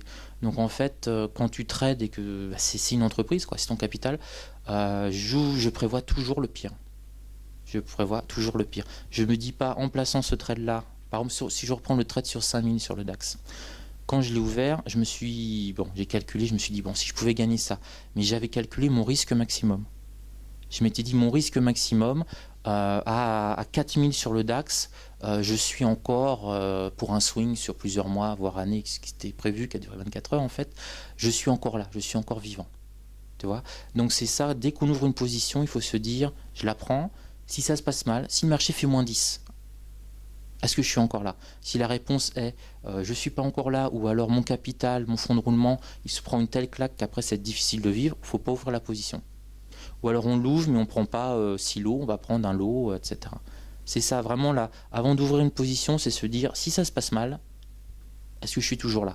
Et vraiment c'est ça, c'est une sorte d'instinct de survie. Et c'est très différent quand tu deviens trader pro, quand c'est l'argent qui doit rentrer, que quand tu n'es pas un trader pro. Quand tu n'es pas un trader pro, tu tentes les gros coups. Enfin, du moins, moi, j'étais comme ça. J'essayais de tenter les gros coups pour faire monter la somme le plus vite possible, et en me disant, waouh, bon, je me rappelle, à l'époque, c'était Click Option. Je sais pas si tu as connu Click Option. C'est la Société Générale, ça? Ouais, c'est la Société Générale. Ils ont pas vu d'ailleurs parce qu'ils ont plutôt perdu de l'argent à la fin. Ah ouais, parce qu'il y avait des super traders. Hein. Il y avait un trader avec un nom asiatique, je sais plus trop quoi. On avait les résultats tous les mois. On voyait les sommes que gagnaient les gens. Tu avais un classement mensuel et tu en avais un, tu voyais 100 000, 120 000, 250 000 euros, ça faisait rêver, quoi. Moi j'étais classé de temps en temps dans le truc mensuel, mais plutôt vers les 9 dixièmes. J'ai gagné 2-3 000 euros, tu vois, tu avais dixième, il avait gagné 3 000, 5 000, 8 000, et tu en avais les trois premiers, c'était 80 000, 100 000. Après, va savoir quel capital ils avaient. Si les gars ils avaient 500 000 euros, qu'ils ont gagné 50, bon, c'était pas extraordinaire. Ouais. Et donc, les clics options, par exemple, j'avais monté en 6 semaines 5 000 euros en 25 000 euros. De 5 à 25. Et en fait, pourquoi j'ai fait ça? C'était je voulais passer au futur. Et les futurs, sur Interactive Broker à l'époque, il fallait 25 000 euros pour ouvrir un compte. Et par rapport à ce que je gagnais et tout, j'avais calculé qu'il me fallait 5 ou 6 ans pour mettre de côté les 20 000 euros qui me manquaient. J'avais 5 000 euros sur mon compte. Je me suis dit, je prends les 5 000. De toute façon, que je les ai ou que je les ai pas, ces 5 000 euros, ça va pas me changer ma vie. D'accord? Par contre, mon objectif, je vais pas attendre 5, 6, 7, 8 ans en épargnant tous les mois pour pouvoir ouvrir un compte futur. Je me dis, tant qu'à faire, je prends les 5 000. Et c'était du casino. J'aurais pu à la limite aller au casino, je dis tiens, je mets tout sur le noir sort 3 fois et c'est bon, j'avais 5, 10, 20 et 40 000 euros. Voilà. Par contre, je suis passé de 5 à 25, j'ai fait je crois une trentaine d'opérations je suis passé 3 fois au bord du chaos total. Ça veut dire que je m'en suis sorti, j'ai dû faire, je sais pas, en grosso modo, un ordre d'idée, 5, 8 000, 10 000, 12 000. 12 000, à un moment, je suis retombé à 1500. Et puis, boum, c'est reparti. C'était des leviers à 50, 60, hein, sur Click Option, c'était énorme. Et j'ai fini à 25. D'accord, j'ai pu ouvrir mon compte sur Futur, etc. Donc, tu vois, là, on n'est pas du tout dans la même logique. Hein. Quand on n'a pas assez d'argent, on est dans la logique, on essaie de faire des gros coups, etc. Par contre, quand tu as suffisamment d'argent, que tu passes trader pro, que tu dois en vivre, tu n'es plus dans la logique d'essayer de multiplier ton capital par 2, 3, 5, 10. Tu es dans la logique que ton capital te rapporte du pognon régulièrement. Et surtout de ne pas le faire descendre. Donc là, mon jour d'aujourd'hui sur le capital que je consacre au trading, j'ai absolument pas l'ambition de te dire « ouais, dans 5 ans, j'ai doublé ». Mon ambition, c'est de te dire « dans 5 ans, 1, je suis toujours là, 2, j'ai pu vivre relativement bourgeoisement avec les gains que j'ai faits, et j'ai à peu près le même capital, ou un petit peu plus, parce que bon, faut prendre en considération l'inflation, etc. Tu vois, tu n'es plus dans la logique de dire j'ai 100 000 euros, à la fin de l'année, je veux 1 million d'euros. Là, tu dis j'ai 100 000 euros, à la fin de l'année, je veux avoir gagné 25 000 euros, etc. Et être toujours là. C'est plus du tout la même démarche. Et là, en fait, tu t'apprends à devenir prudent. Et quand tu es prudent, tu ne prends pas des grosses bananes. Et si tu ne prends pas des grosses bananes, tu as quand même plus de chances de durer sur les marchés. Là, au jour d'aujourd'hui, j'ai un capital qui est assez important, et j'ai 40 ans. Donc là, ma boîte tourne bien, etc. Bon, peu importe. Mon objectif, c'est pas de garder ma boîte pendant des années. Tu vois, là, je la développe à fond. Au bout d'un moment, je vais essayer de trouver un acheteur, et je vivrai que du trading. Ouais. Voilà. Et donc, mon objectif, c'est de me dire, dans 40 ans, j'aurai 80 ans, il faut encore que ce capital me permette de vivre, quoi. Donc, tu n'es pas du tout dans une logique de croissance exponentielle quand tu arrives à un certain niveau. Je ne sais pas si je suis clair. Pour moi, c'est tout à fait clair, ouais. Mais du coup, beaucoup de gens qui viennent au trading sont pas forcément, sont plutôt comme ce que tu as décrit au départ. Donc, c'est des gens qui ont parfois plus ou moins de capital, mais en tout cas, déjà quand on arrive, on est assez naïf forcément, on connaît pas bien la réalité des marchés, etc. Est-ce que, d'après toi, en fait, pour durer dans le trading, c'est vraiment un plus d'avoir une activité à côté, d'avoir un métier à côté, de faire ça en complément? Est-ce que, même carrément, tu penses que c'est indispensable? Alors, moi, je te dis, à 22 ans, j'ai commencé le trading, j'avais 10 000 francs. C'était 1 500 euros. J'avais bossé 2 mois. J'étais étudiant à l'époque, j'ai bossé 2 mois à castrer des maïs, et je m'étais fait un peu d'argent, je l'ai récupéré, je m'étais lancé comme ça, si tu veux. Donc on a tous commencé à zéro. Enfin, moi du moins, je suis pas un fils à papa, je suis un fils d'ouvrier, j'ai jamais hérité. Donc j'ai hélas commencé qu'à 22 ans, parce que j'avais pas d'argent avant. Avant, une fois que je payais mon loyer, ma bouffe, il me restait rien, donc je pouvais pas du tout épargner. Alors cette logique, on commence, etc. C'est ça qui est super important. J'ai vu des cas absolument catastrophiques où des gens ont eu la chance du débutant. Ça arrive, hein, c'est clair. Ils sont passés de 2 000 euros à 80 000 euros, sur leur capital. Ouais, j'ai eu un cas comme ça. Il m'a envoyé un email, il m'a dit c'est normal. Non, c'est assez exceptionnel, mais à mon avis, pour que tu fasses 2 à 4, t'as utilisé quoi comme levier? Réponse par email, c'est quoi le levier? Ah oui. Ah putain. Il tradait quoi, ce gars-là? Il tradait du Apple. Du Apple, il est arrivé super au bon moment et tout, c'est parti. Mais il était des leviers à 20, 30, 40, 50, il ne s'en rendait pas compte, quoi. Et je lui ai dit, mais attends, c'est bon, prends tes bénéfices, c'est exceptionnel, tu justement, exactement, pars en vacances, dépense pas trop, tu commences à avoir un capital intéressant, etc., etc. Et bon, pour la petite histoire, il a fini à zéro, quoi. Et j'ai pas arrêté de lui dire, mais mets au moins des stops, assure à 60 000, à 50 000, t'imagines, il te restera toujours 50 000 euros. Et ça a été ce qu'on voit, hélas, classiquement 80, 60, 50, c'est pas grave, je vais me refaire, ça va remonter à 100, 120, j'en suis sûr. Bam, 30 000, ouais, non mais là c'est bon, bam, bam, bam. Donc, et c'en était un autre qui avait arrivé à peu près à des résultats comme ça, totalement faramineux, quoi. Tu vois, ça te fait rêver, et qui était prêt à lâcher son boulot, quoi. Parce qu'il s'était dit, bah super, si je fais ça, ça m'a l'air facile et tout. Si je fais ça 1 an, 2 ans, j'arrête mon boulot, je gagne 1 000 € par mois. Là, j'en gagne 5 000 par mois facilement en bourse, entre guillemets. Et bon, là, j'ai dû intervenir, je l'ai appelé et tout, quoi, pour lui dire, non, non, attends, il avait gamin, enfin, tu vois, un truc absolument dingue, quoi. Lâche pas ton boulot, quoi. Avant de me lancer, entre guillemets, en me disant, je me lance dans le trading et tout ça, en 2010, quand je me suis lancé, j'ai pas eu des résultats fabuleux, hein. Je t'ai dit, j'étais pas terrible et tout. Parce que j'ai vu que j'avais des. Je voulais gagner mon argent, quoi. Je me dis, le 10 du mois, t'as pas gagné un rond. Tu dis, bah attends, il y a le loyer, il y a tout. Donc je me forçais à trader. C'est pour ça que après j'ai mis aux jeux vidéo pour attendre des bonnes occasions. J'ai créé la boîte et tout. Donc vraiment, un conseil à faire, c'est garder son job. Coûte que coûte, il faut au moins gagner régulièrement de l'argent, de manière très régulière, pendant 2, 3, 4, 5 ans, réellement, les 3 ans avant de se lancer. Parce que il suffit qu'on arrive sur une période de trend où le marché va monter pendant 3 ans, c'est facile de gagner de l'argent. Pour moi, c'est facile de gagner de l'argent quand ça monte, tu vois, aussi, de base. Faudra aussi savoir gérer les 2 années où ça baisse, quoi. Et puis l'année où ça stagne. Donc je pense qu'il faut déjà avoir vécu, savoir si on réussit à gagner de l'argent quand ça monte, quand ça stagne et quand ça baisse. Ça, c'est vraiment le minimum. Et peut-être le truc, là, j'ai un membre sur le forum qui commence à faire ça et ça marche pas mal. Bon, il peut se le permettre, hein, il est fonctionnaire, mais il s'allège, en fait. Il s'allège, c'est-à-dire que là, il consacre 1 journée par jour au trading. Au lieu de travailler à 100%, il travaille à 80%. Donc, avant de se lancer réellement dans le grand bain, si on peut avec son job, c'est par exemple se dire, on fait un 50-50. On va travailler lundi, mardi, au moins pour assurer, et puis on va essayer de trader 2 ou 3 jours pour voir si ça fonctionne. Et si ça fonctionne, au bout d'un certain temps, on peut se lancer réellement dans le bain. Comme ça, il faut garder une assurance. Si ça fonctionne pas, on peut reprendre son job. Au moins, on aura essayé, quoi. Mais il faut. Parce que bon, vous avez je connais des situations un peu catastrophiques où un ami à moi, par exemple, parce qu'on va parler de trucs très précis, il y a eu un bel héritage. Il s'est mis à vouloir trader avec ça, il avait une somme assez fabuleuse. Il a tout paumé en 4 ans, quoi. Il a tout paumé en 4 ans. Et là, il est dans les difficultés. Il est pas loin au RSA, quoi, quasiment, alors qu'il avait ce qu'on ne gagnera peut-être pas du tout, ça se comptait en quasiment 1 million d'euros, hein. Donc presque 1,5 million d'euros qui est transformé en 4 ans en zéro, quoi. Et puis après, désastre psychologique et tout ça.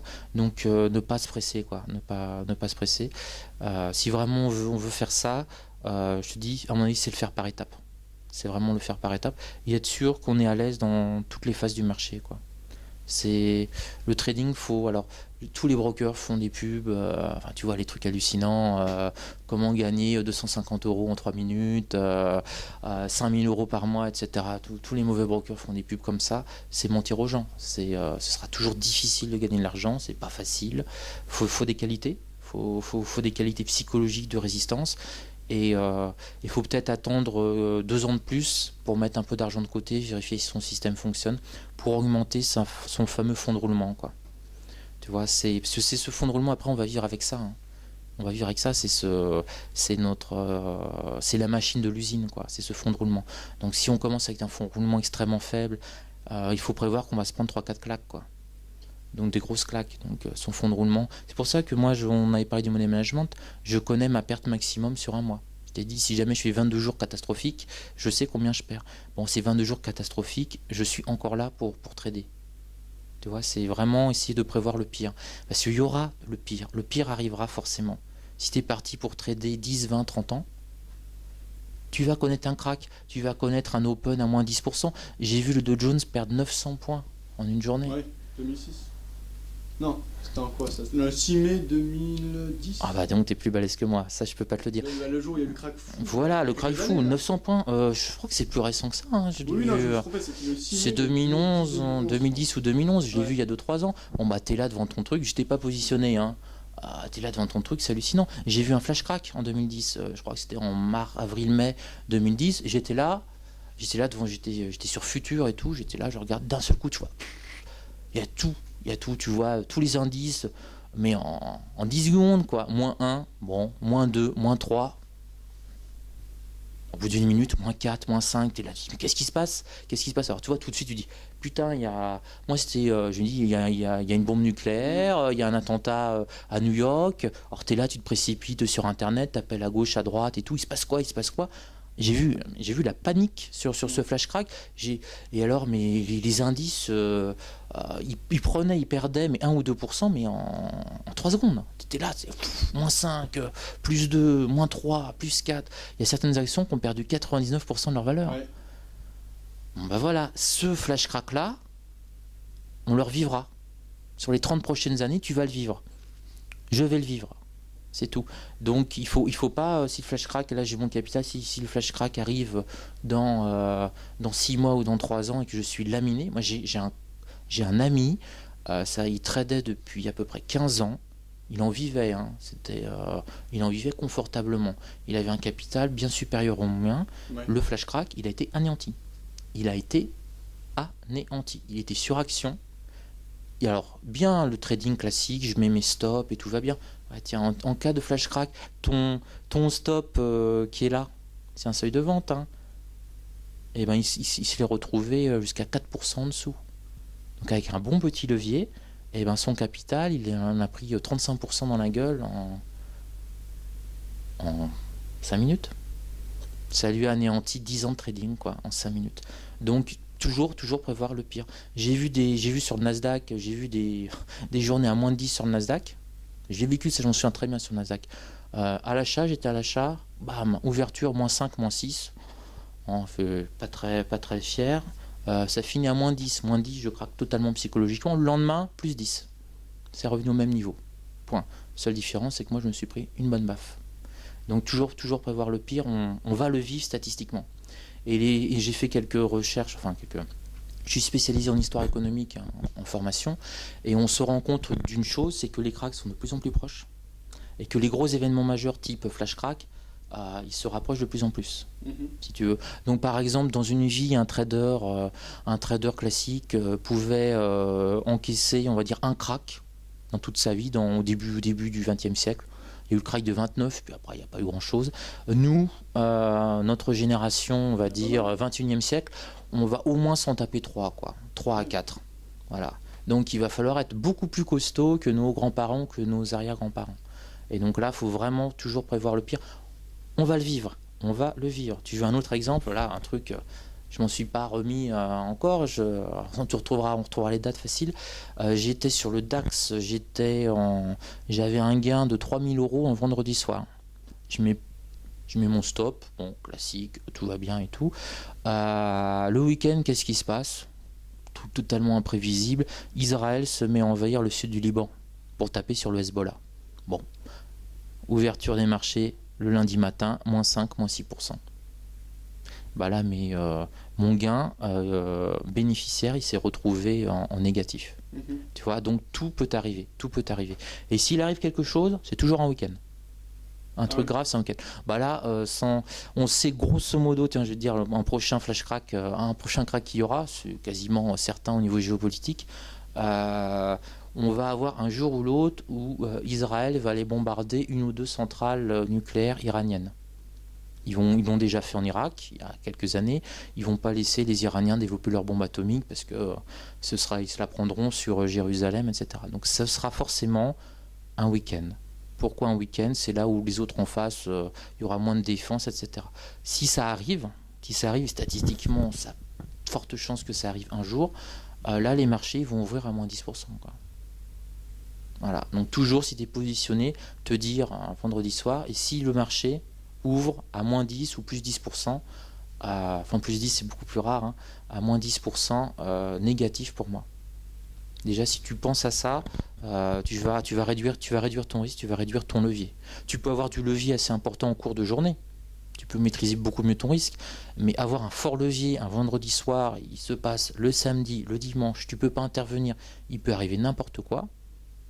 Les marchés, n'importe quoi, un attentat sur Barack Obama le samedi après-midi, ça va pas être beau à voir, l'ouverture sur les plages japonaises et sur les places européennes le matin, quoi. Donc vraiment, c'est ça, il faut se dire, on est là pour résister. pour résister à tout ce qui va arriver. On va se connaître un crack, on va se connaître une dépression, on va se connaître une hyperinflation, on va se connaître 1 ou 2 flash cracks. Et moi, bonhomme, je dois encore être là. Donc chaque position, et un flash crack, ça prévient pas. T'es pas là à te dire, oh tiens, ça va, t'as aucun signal. Et c'est quand moi j'ai vu ce flash crack que je me suis mis au scalping, par exemple. Parce que je m'étais dit, si j'avais pris des positions swing assez chargées, même avec des stops, j'aurais pu me faire laminer. Et je me suis dit, en faisant du scalping, je reste très peu positionné sur le marché, et quelque part, moins je suis positionné en temps sur le marché, et plus j'ai de chances d'échapper au flash crack. Si je suis positionné 2 minutes, et que dans la journée, il y a le flash crack, j'ai des chances de ne pas l'avoir. Si je me prends une position longue avec beaucoup de levier sur 2 semaines et tout ça, quelque part, mon risque augmente. Voilà. Donc, prendre en compte ces considérations qu'il y a 20 ans, aucun trader n'aurait pris, c'est que on va vivre 3-4 cracks, quoi. Alors ça peut faire de notre fortune, parce qu'il ne faut pas oublier qu'en 4 cracks, tout l'argent qui est perdu, il y en a d'autres qui les touchent. Hein. Ceux qui sont en vente à découvert à fort levier et qui a un flash crack ou qui a un crack, ils récupèrent l'argent. L'argent ne fait que recirculer en bourse. Hein. Il y a des gens qui réinjectent en revenant, mais ça ne fait que circuler. Le jour où je gagne de l'argent à l'achat, j'ai piqué l'argent à un vendeur, hein, c'est tout. À un vadeur, hein, c'est aussi simple que ça. Hein. Donc c'est pour ça qu'on montre toujours les cracks, c'est la catastrophe. La catastrophe dans les médias, ouais, c'est la catastrophe pour la très grande majorité. Par contre, il y en a d'autres, ils se sont fait leur beurre, quoi. Voilà. Ok, alors je te propose un dernier sujet, la trading, avant de passer après à la présentation de tes activités, Enlil, où est-ce qu'on peut te retrouver, etc. Donc pour finir, c'est ton avis en fait sur le trading automatique, que c'est pas mal développé alors, sous plusieurs aspects. Je ne sais pas si tu connais un peu, c'est un avis là-dessus, que ce soit le high frequency trading ou de manière plus, ce qui me concerne plus en tant que particulier, qui va être justement comment automatiser ces stratégies, peut-être pour être plus discipliné, parce que ce que tu nous as dit finalement depuis le départ, c'est qu'il y a l'aspect psychologique qui est important et que même quand on arrive à développer des choses qui marchent et dont on est convaincu que ça marche ou qu'on a des preuves statistiques que ça fonctionne, on peut avoir des faiblesses psychologiques, donc un manque de discipline qui peut peut-être être pallié par le trading automatique. Quel est ton avis là-dessus en tout cas ?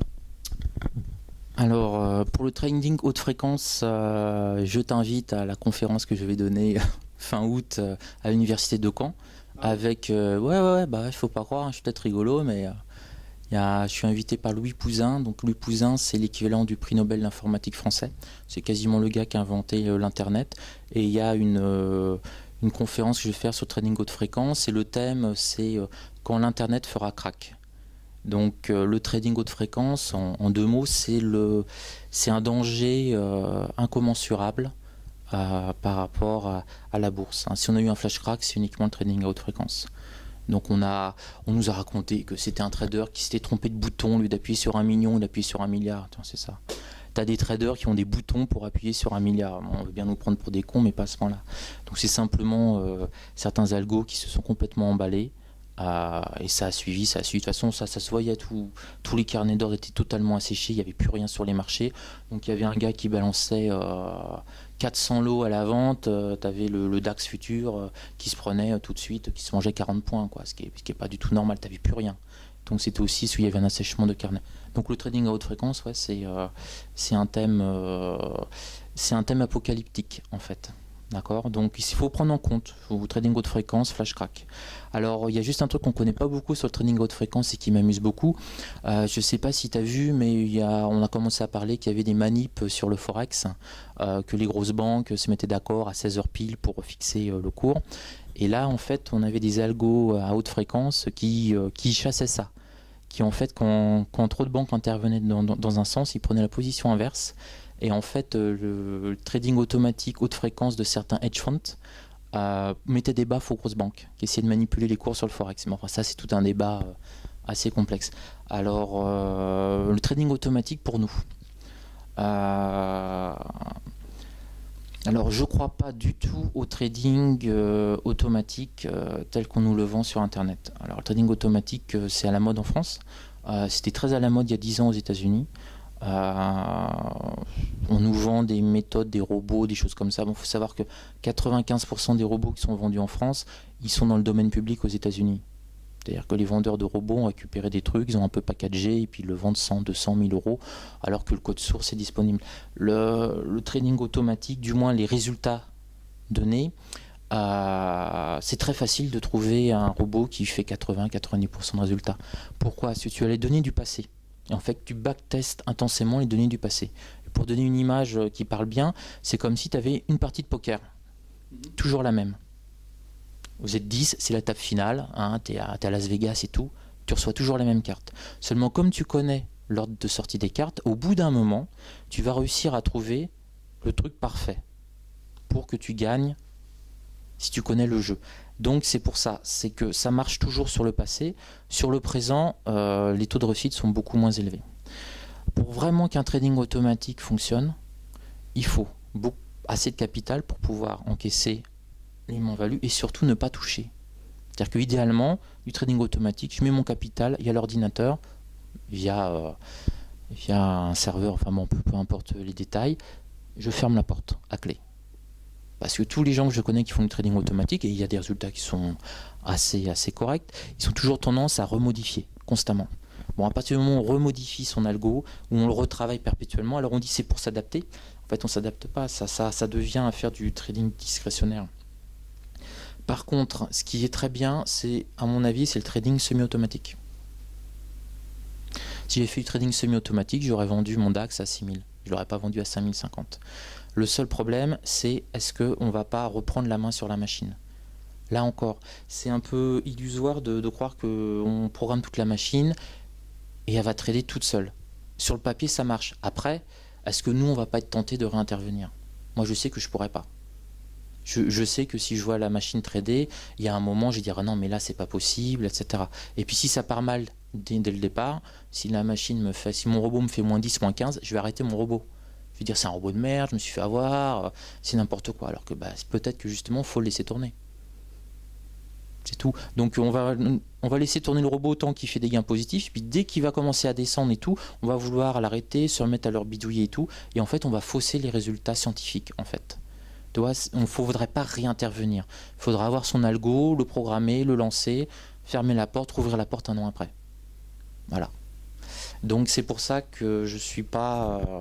Je pense que c'est très à la mode. C'est très à la mode parce qu'il y a des hedge funds qui font ça. Bon, faut savoir que les hedge funds en trading automatique, la crise de 2011, il y en a les 3/4 qui ont fait faillite, qui étaient en trading auto. Août 2011, ils ont été laminés. Et ces mecs-là, ils ont des équipes de polytechniciens, etc. Pourquoi? Parce qu'ils n'avaient pas prévu une telle volatilité, etc. Les machines elles ont suivi le code, tout simplement, mais bon, c'était pas.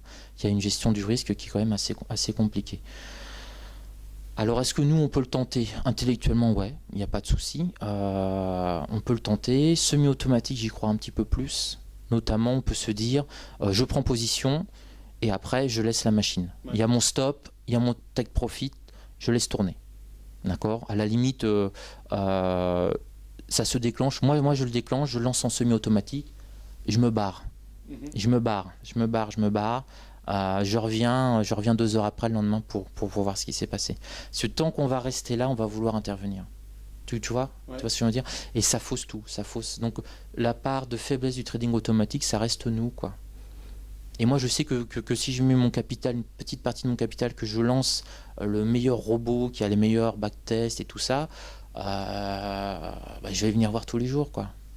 Je vais voir le résultat. Je mets, je sais pas, 100 000, je vois 101 000, super. 103 000 le lendemain, ouais, super. 98, ah merde, putain. À la fin de la semaine, je suis à 92. Je vais faire quoi? Je vais laisser tourner le truc, je vais me dire, oh là là, je l'arrête, il est pas bon et tout. Donc c'est un petit peu ça qui me fait peur. Intellectuellement, c'est génial, on peut apprendre beaucoup de choses, on peut repérer des phases, etc. Mais en trading automatique pur, honnêtement, je connais quasiment personne qui le fait réellement pur. À moins d'avoir un énorme capital. En plus, il faut vraiment avoir beaucoup de capital, parce que le spread des brokers est quand même assez élevé, etc. Mais pourquoi pas? C'est pas parce que je suis pas croyant que ça ne fonctionne pas. D'accord? Je pense qu'il faut trouver son truc. Moi, je suis trader discrétionnaire. Je pourrais jamais laisser une machine décider à ma place, même si je la programme. Ça marche bien pour moi, donc je vais pas. Ça marche bien pour moi comme ça, donc je vais pas prendre de risque de perturber ma propre machine interne. Après, du trading automatique qui fonctionne à ce jour, je pense qu'il doit y avoir autant de traders, qui font de l'automatique, du discrétionnaire au semi-discrétionnaire qui sont gagnants. Je pense pas qu'il y a 30% de traders en automatique qui gagnent, alors que la moyenne, c'est 10%, quoi. C'est à peu près les proportions qu'on donne à long terme. Hein. À long terme, donc le long terme en bourse, ça veut dire c'est 5 ans, il y a un trader sur 10 qui, sur 5 ans, gagne de l'argent régulièrement. Et on a 80-90% de pertes.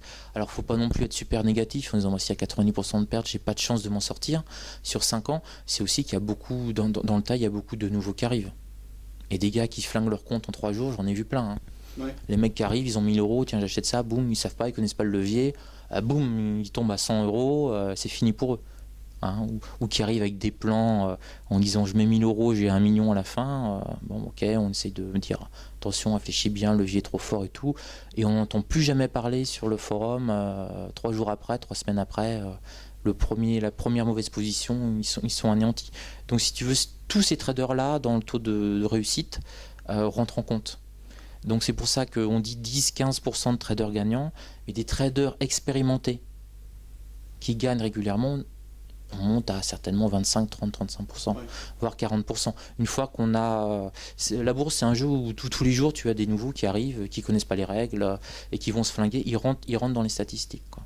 Ouais. Donc, c'est ça qu'il faut voir. C'est plus tu vas passer du temps en bourse, plus tu vas progresser en année, tout ça, et plus ton taux de réussite, statistiquement, va s'améliorer. Tu vois, donc c'est pour ça on dit il y a 10-15% de traders qui gagnent, des traders entre guillemets sérieux, qui sont formés, qui ont pensé, qui réfléchissent, qui sont sur un bon money management, etc. Si on retire tous les newbies, quoi, on a bien plus de 15%, quoi. Mais statistiquement, il faut au moins qu'on ait un peu plus la moitié qui perdent pour que l'autre gagne. Donc on doit être à 40% à long terme sur des traders chevronnés. Qui gagnent très très régulièrement leur vie. Après, on peut monter à 50, peut-être pour 55% des gens qui vont vivoter. Ils vont vivoter, ça veut dire qu'une année ils vont bien gagner, l'année d'après ils vont perdre un peu, l'année d'après ils vont rien faire, etc. Donc c'est toujours ça la question. Moi je me projette en me disant j'ai 40 balais, il faut encore que je traite 30 ans, quoi. Parce que si je revends ma boîte, si j'ai envie de voyager et tout, tu vois, le fameux fantasme, hein, j'aimerais bien le vivre hein, dans 1 an ou 2, me dire bah je voyage, quoi, ça y est, c'est ça aussi le trading, c'est t'as ton petit ordinateur portable, et puis bah voilà, le rêve, je trade 1 semaine, 15 jours, je gagne mon argent et je passe 15 jours à visiter, je sais pas, l'Inde ou un truc comme ça, avoir cette liberté absolue. Je crois que c'est ça qui nous relie tous, on en a parlé. Tu as lancé un site de bourse dès que tu avais 16 ans, 17 ans, 18 ans, tu étais déjà dans le truc, la passion et tout. On recherche tous ça, quoi. On recherche cette forme de liberté. Je crois que les derniers aventuriers du 21e siècle, les derniers cow-boys, ouais, mais c'est exactement ça, c'est tout. Moi, je trade pour pas être emmerdé, quoi. J'essaie pas de trader pour gagner 100 000 euros par mois. J'essaie de trader pour être libre. C'est tout. Et avec 1000 euros, 2000 euros par mois, par exemple, si tu veux vivre en Thaïlande, tu es sacrément libre. Ouais. Tu as une belle villa, etc. Après, il faut voir la vie que tu veux mener. Mais je crois que c'est ça. Je m'en fous de l'argent. C'est le paradoxe. Je m'en fous d'aligner X milliers d'euros de plus tous les mois et tout. Ce que je veux, c'est être un trader régulier. C'est tout. C'est aligner 1 mois, 1 trimestre, 1 année, 2 ans, 5 ans, etc. de manière régulière et pour pouvoir me projeter. Pour pouvoir me dire, j'obtiens cette liberté. Et cette liberté, tu as des gens, ils peuvent être libres avec 1000 euros par mois. Pourquoi pas, en Asie. Et tu en as d'autres, il va leur falloir pour être libre 10-15 000 euros pour vivre en France et avoir un super confort, etc. Donc c'est pour ça que le capital, il est important, mais il n'est pas essentiel. Moi, je connais des gens qui vivent en Asie, ils ont à peu près 1500 euros. Ils vivent mieux que moi avec 5 ou 6 000 euros en France. Ouais. Tu vois, donc c'est se dire, il faut pas se dire, oh là là, voilà, bon, tant qu'on est en France, si on veut vivre du trading avec 2500 euros par mois, il faut en gagner 5000. Il y a peut-être des gens qui nous regardent sur ton site qui vont dire 5000 euros, j'arriverai jamais à le faire. Ouais, mais bon, ça peut être aussi 2000 euros en Asie et vivre bien mieux qu'en France, quoi. C'est cette soif de liberté, je crois, qui nous... Et quand t'es trader... à temps plein, bah, il faut aussi, ouais, alors ça c'est le dernier truc, il faut pas que le trading te bouffe. Tu es là pour gagner en liberté. Et moi, si je me bats contre ça, c'est que j'ai tendance à trop trader. C'est-à-dire que je me suis fait la réflexion le mois dernier. Le mois dernier, je me suis dit, tiens, je laisse en repos la boîte, mes salariés vont gérer le truc et tout. Je me fais 15 jours intenses de trading. Voilà. J'ai gagné pas mal d'argent, ouais, pas mal. J'ai fait 8h, 22h, quoi. Et j'ai fait quoi de mes 15 jours? Rien. J'étais derrière ces 7 écrans toute la journée à guetter. Est-ce que réellement j'ai gagné finalement en qualité de vie? Non. Donc il faut aussi trouver, quand tu réussis à avoir des gains réguliers, à pas être astreint, si tu veux, à te dire mais il faut que je trade, parce que tous les jours je gagne en moyenne 300, 400, 500 euros, il faut que je trade, Il y a aussi un moment, il faut te dire, tu trades une journée, 2 jours, 3 jours, tu trades une semaine, et si tu as fait tes gains pour ton mois, peut-être arrêter et prendre une semaine, profiter de la vie. Il y a aussi un côté, et là faut pas s'en cacher, vachement addictif dans le trading. Hein. On est... c'est excitant, quoi. C'est tout. Je veux dire, c'est excitant. Moi, quand je vois mes indices qui bougent, j'ai l'impression de voir le monde, quoi. Le monde vivre, tu as toute l'économie devant toi, le cours de l'or, etc. Enfin bon, il y a un côté super addictif. Et je connais 2 traders qui ont des résultats. Bon, on rêverait tous de les avoir, super réguliers et tout. Moi, je suis un nul à côté. Hein. Ils se font leurs 20% réguliers par mois. Bam, bam, bam, bam. Les mecs, ils enchaînent. Hein. Ah oui. Ouais, ils enchaînent. Et bon, il y en a un, il enchaîne depuis 4 ans, quoi. Tu vois, bam, bam, bam, bam, bam, bam.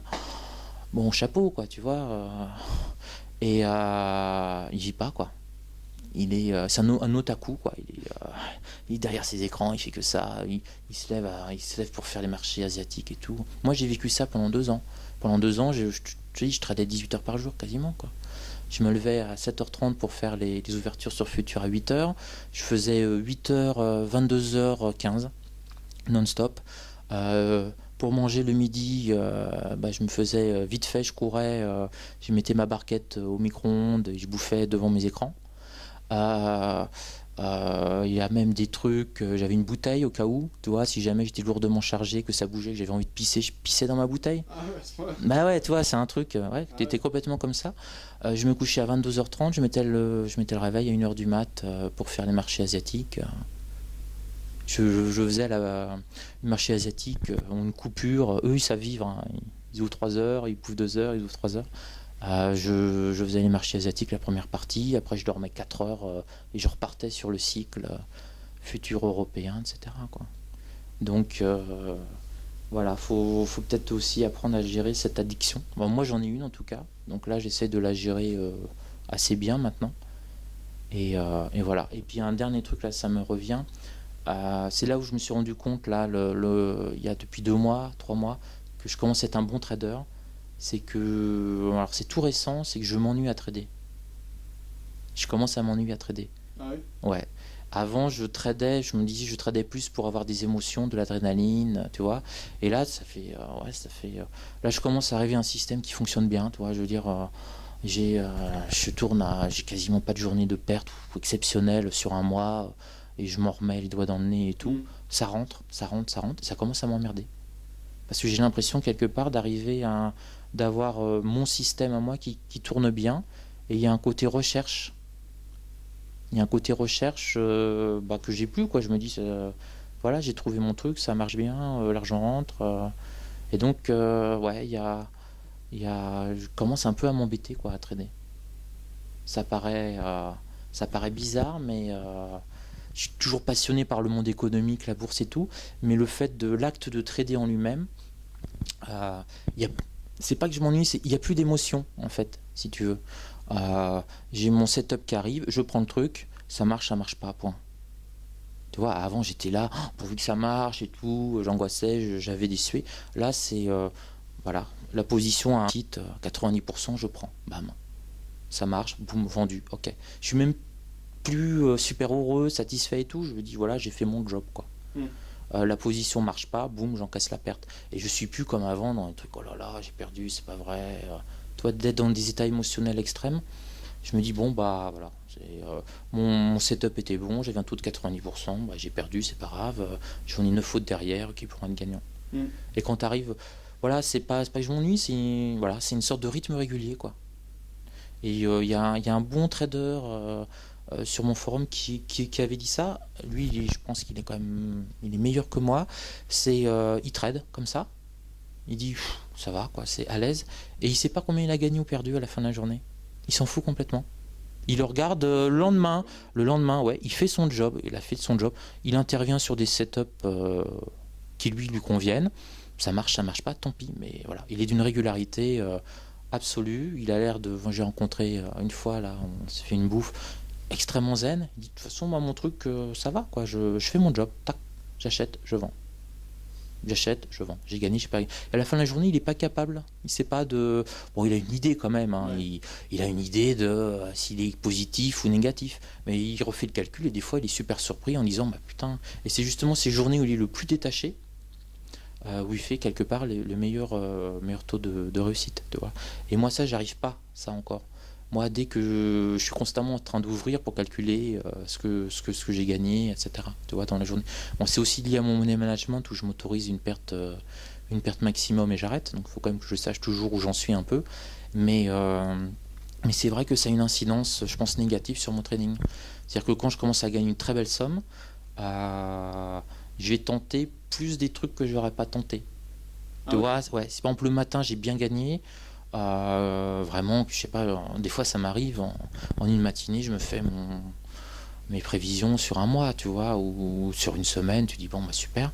Et après je vais prendre plus de risques, tu vois. Et l'après-midi ça marchait complètement différent. Il y a le marché américain.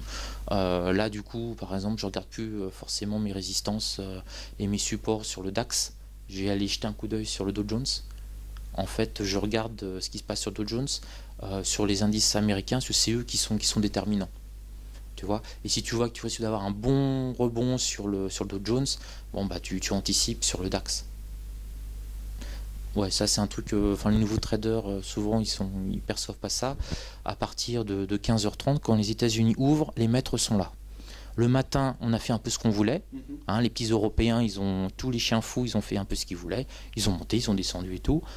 À partir de, on va dire, de toute façon, on le voit. Bah oui, c'est ça. Voilà. Et après, c'est les Américains qui décident. Donc j'ai vu des journées où on était à +3 en Europe, tout allait bien. Les États-Unis se réveillent avec ça va pas eux, et boum, à la fin de la journée, on se retrouve avec un -2 sur les marchés européens. Qu'est-ce qui s'est passé? Il n'y a pas une nouvelle particulière. C'est juste que les Américains ont dit ouais, bah nous, on descend ce coup-là. Donc vraiment l'après-midi, tu trades comme si, je regarde que les États-Unis, quoi. Ouais. Je regarde vraiment, c'est comme si je tradais le Dow Jones, le Nasdaq ou le S&P, mais que je réplique ça sur mes indices européens. Jamais, tu verras les indices américains baisser et voir les indices européens l'après-midi monter. Ouais. Alors ce jour-là, je ne sais pas ce qui se passe, mais c'est inimaginable, quoi. Ça s'est jamais arrivé, j'ai jamais vu en 20 ans. Tu vois. Éventuellement, ils peuvent résister, mais sans plus. Ok, je pense qu'on a déjà bien parlé trading, on a vu beaucoup d'aspects.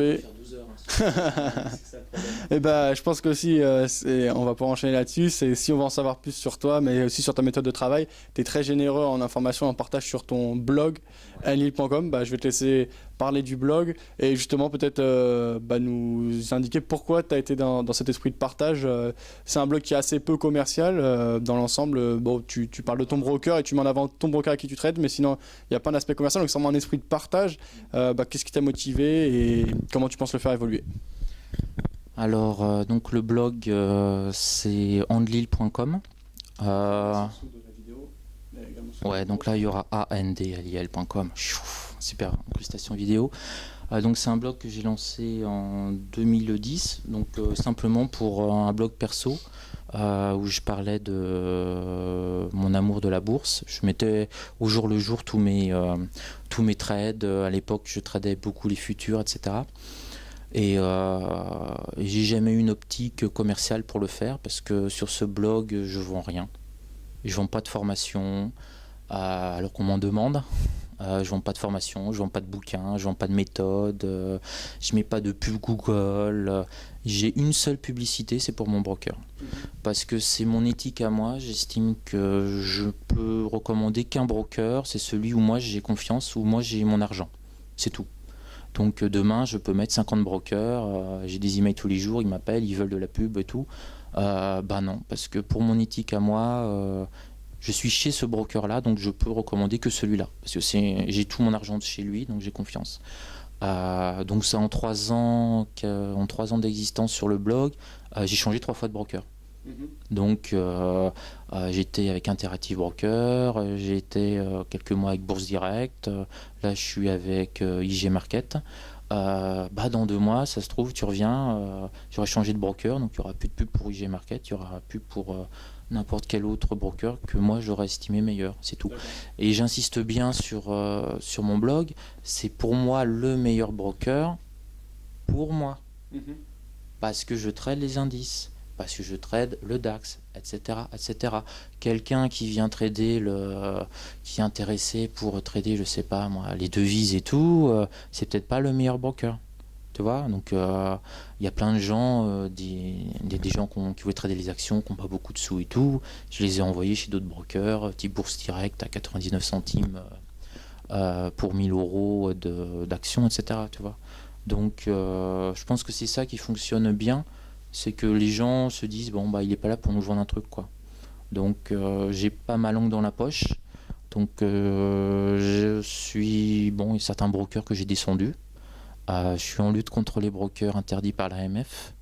Donc ceux-là, je les descends, je fais de la pub contre eux, etc. J'essaye de prévenir les gens. Parce qu'on en a parlé, hein, des arnaques inimaginables, quoi. Et puis il y a une communauté qui commence à se former sur le forum qui est bien sympa, quoi. On rigole bien. On s'est fait une grosse bouffe, on était 18 à Paris en pizzeria, donc là c'est sympa, quoi. On voit à quoi on ressemble. On a des traders très différents, hein.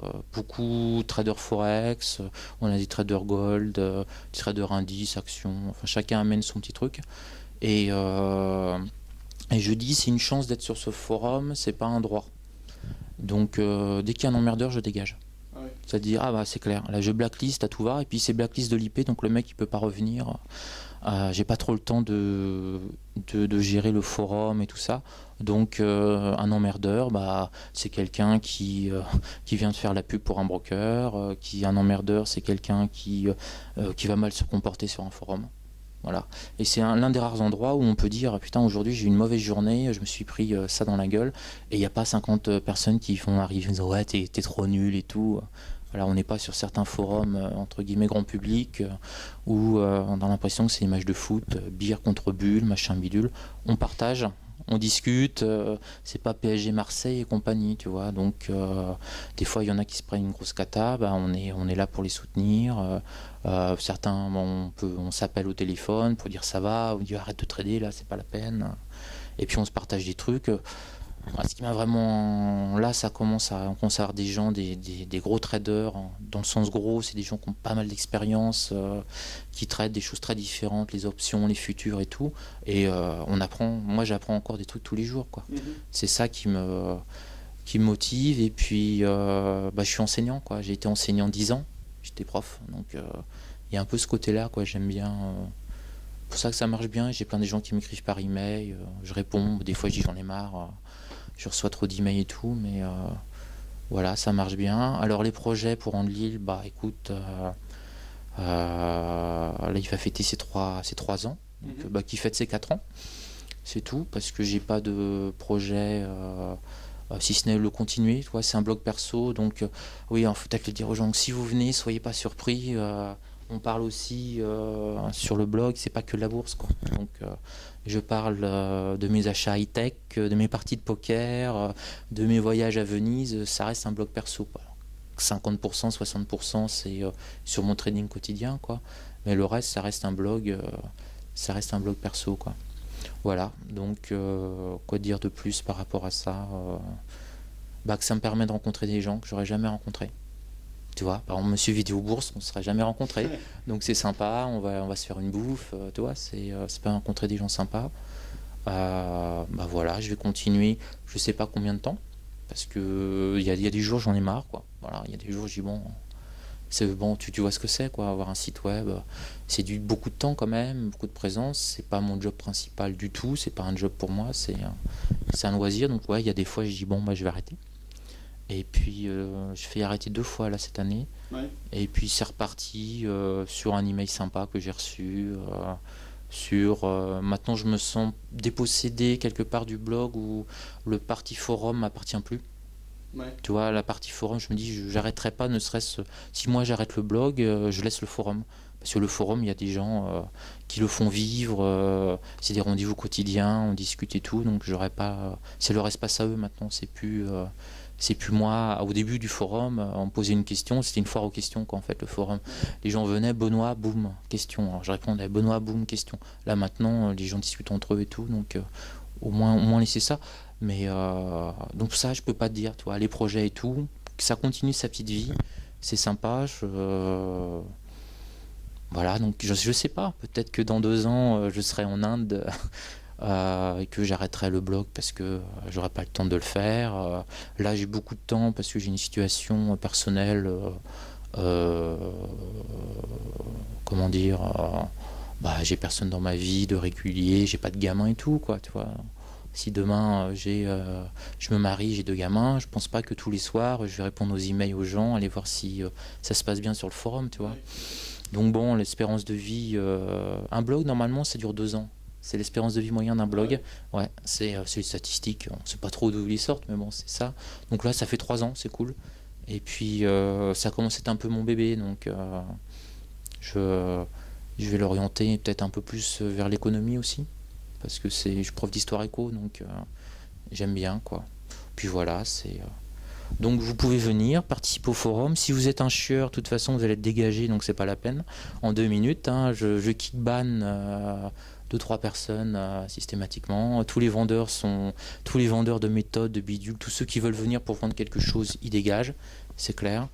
Et le premier qui dit qu'insulte quelqu'un, machin bidule, voilà. Ici, on n'est pas sur BIP, mais je vais pas dire le nom du principal forum français qui est un dépotoir. Donc c'est un forum qui commence à être sympa, quoi. Voilà, comme le tien. Bon ok, merci. Ok, merci Benoît, en tout cas, c'était vraiment intéressant de venir entendre ce que tu avais à nous dire et découvrir le quotidien et le parcours d'un trader qui gagne de l'argent régulièrement et qui vit de son trading. Donc merci pour toutes ces réponses Benoît. Écoute, je t'en prie. Tu reviens quand tu veux. Ok.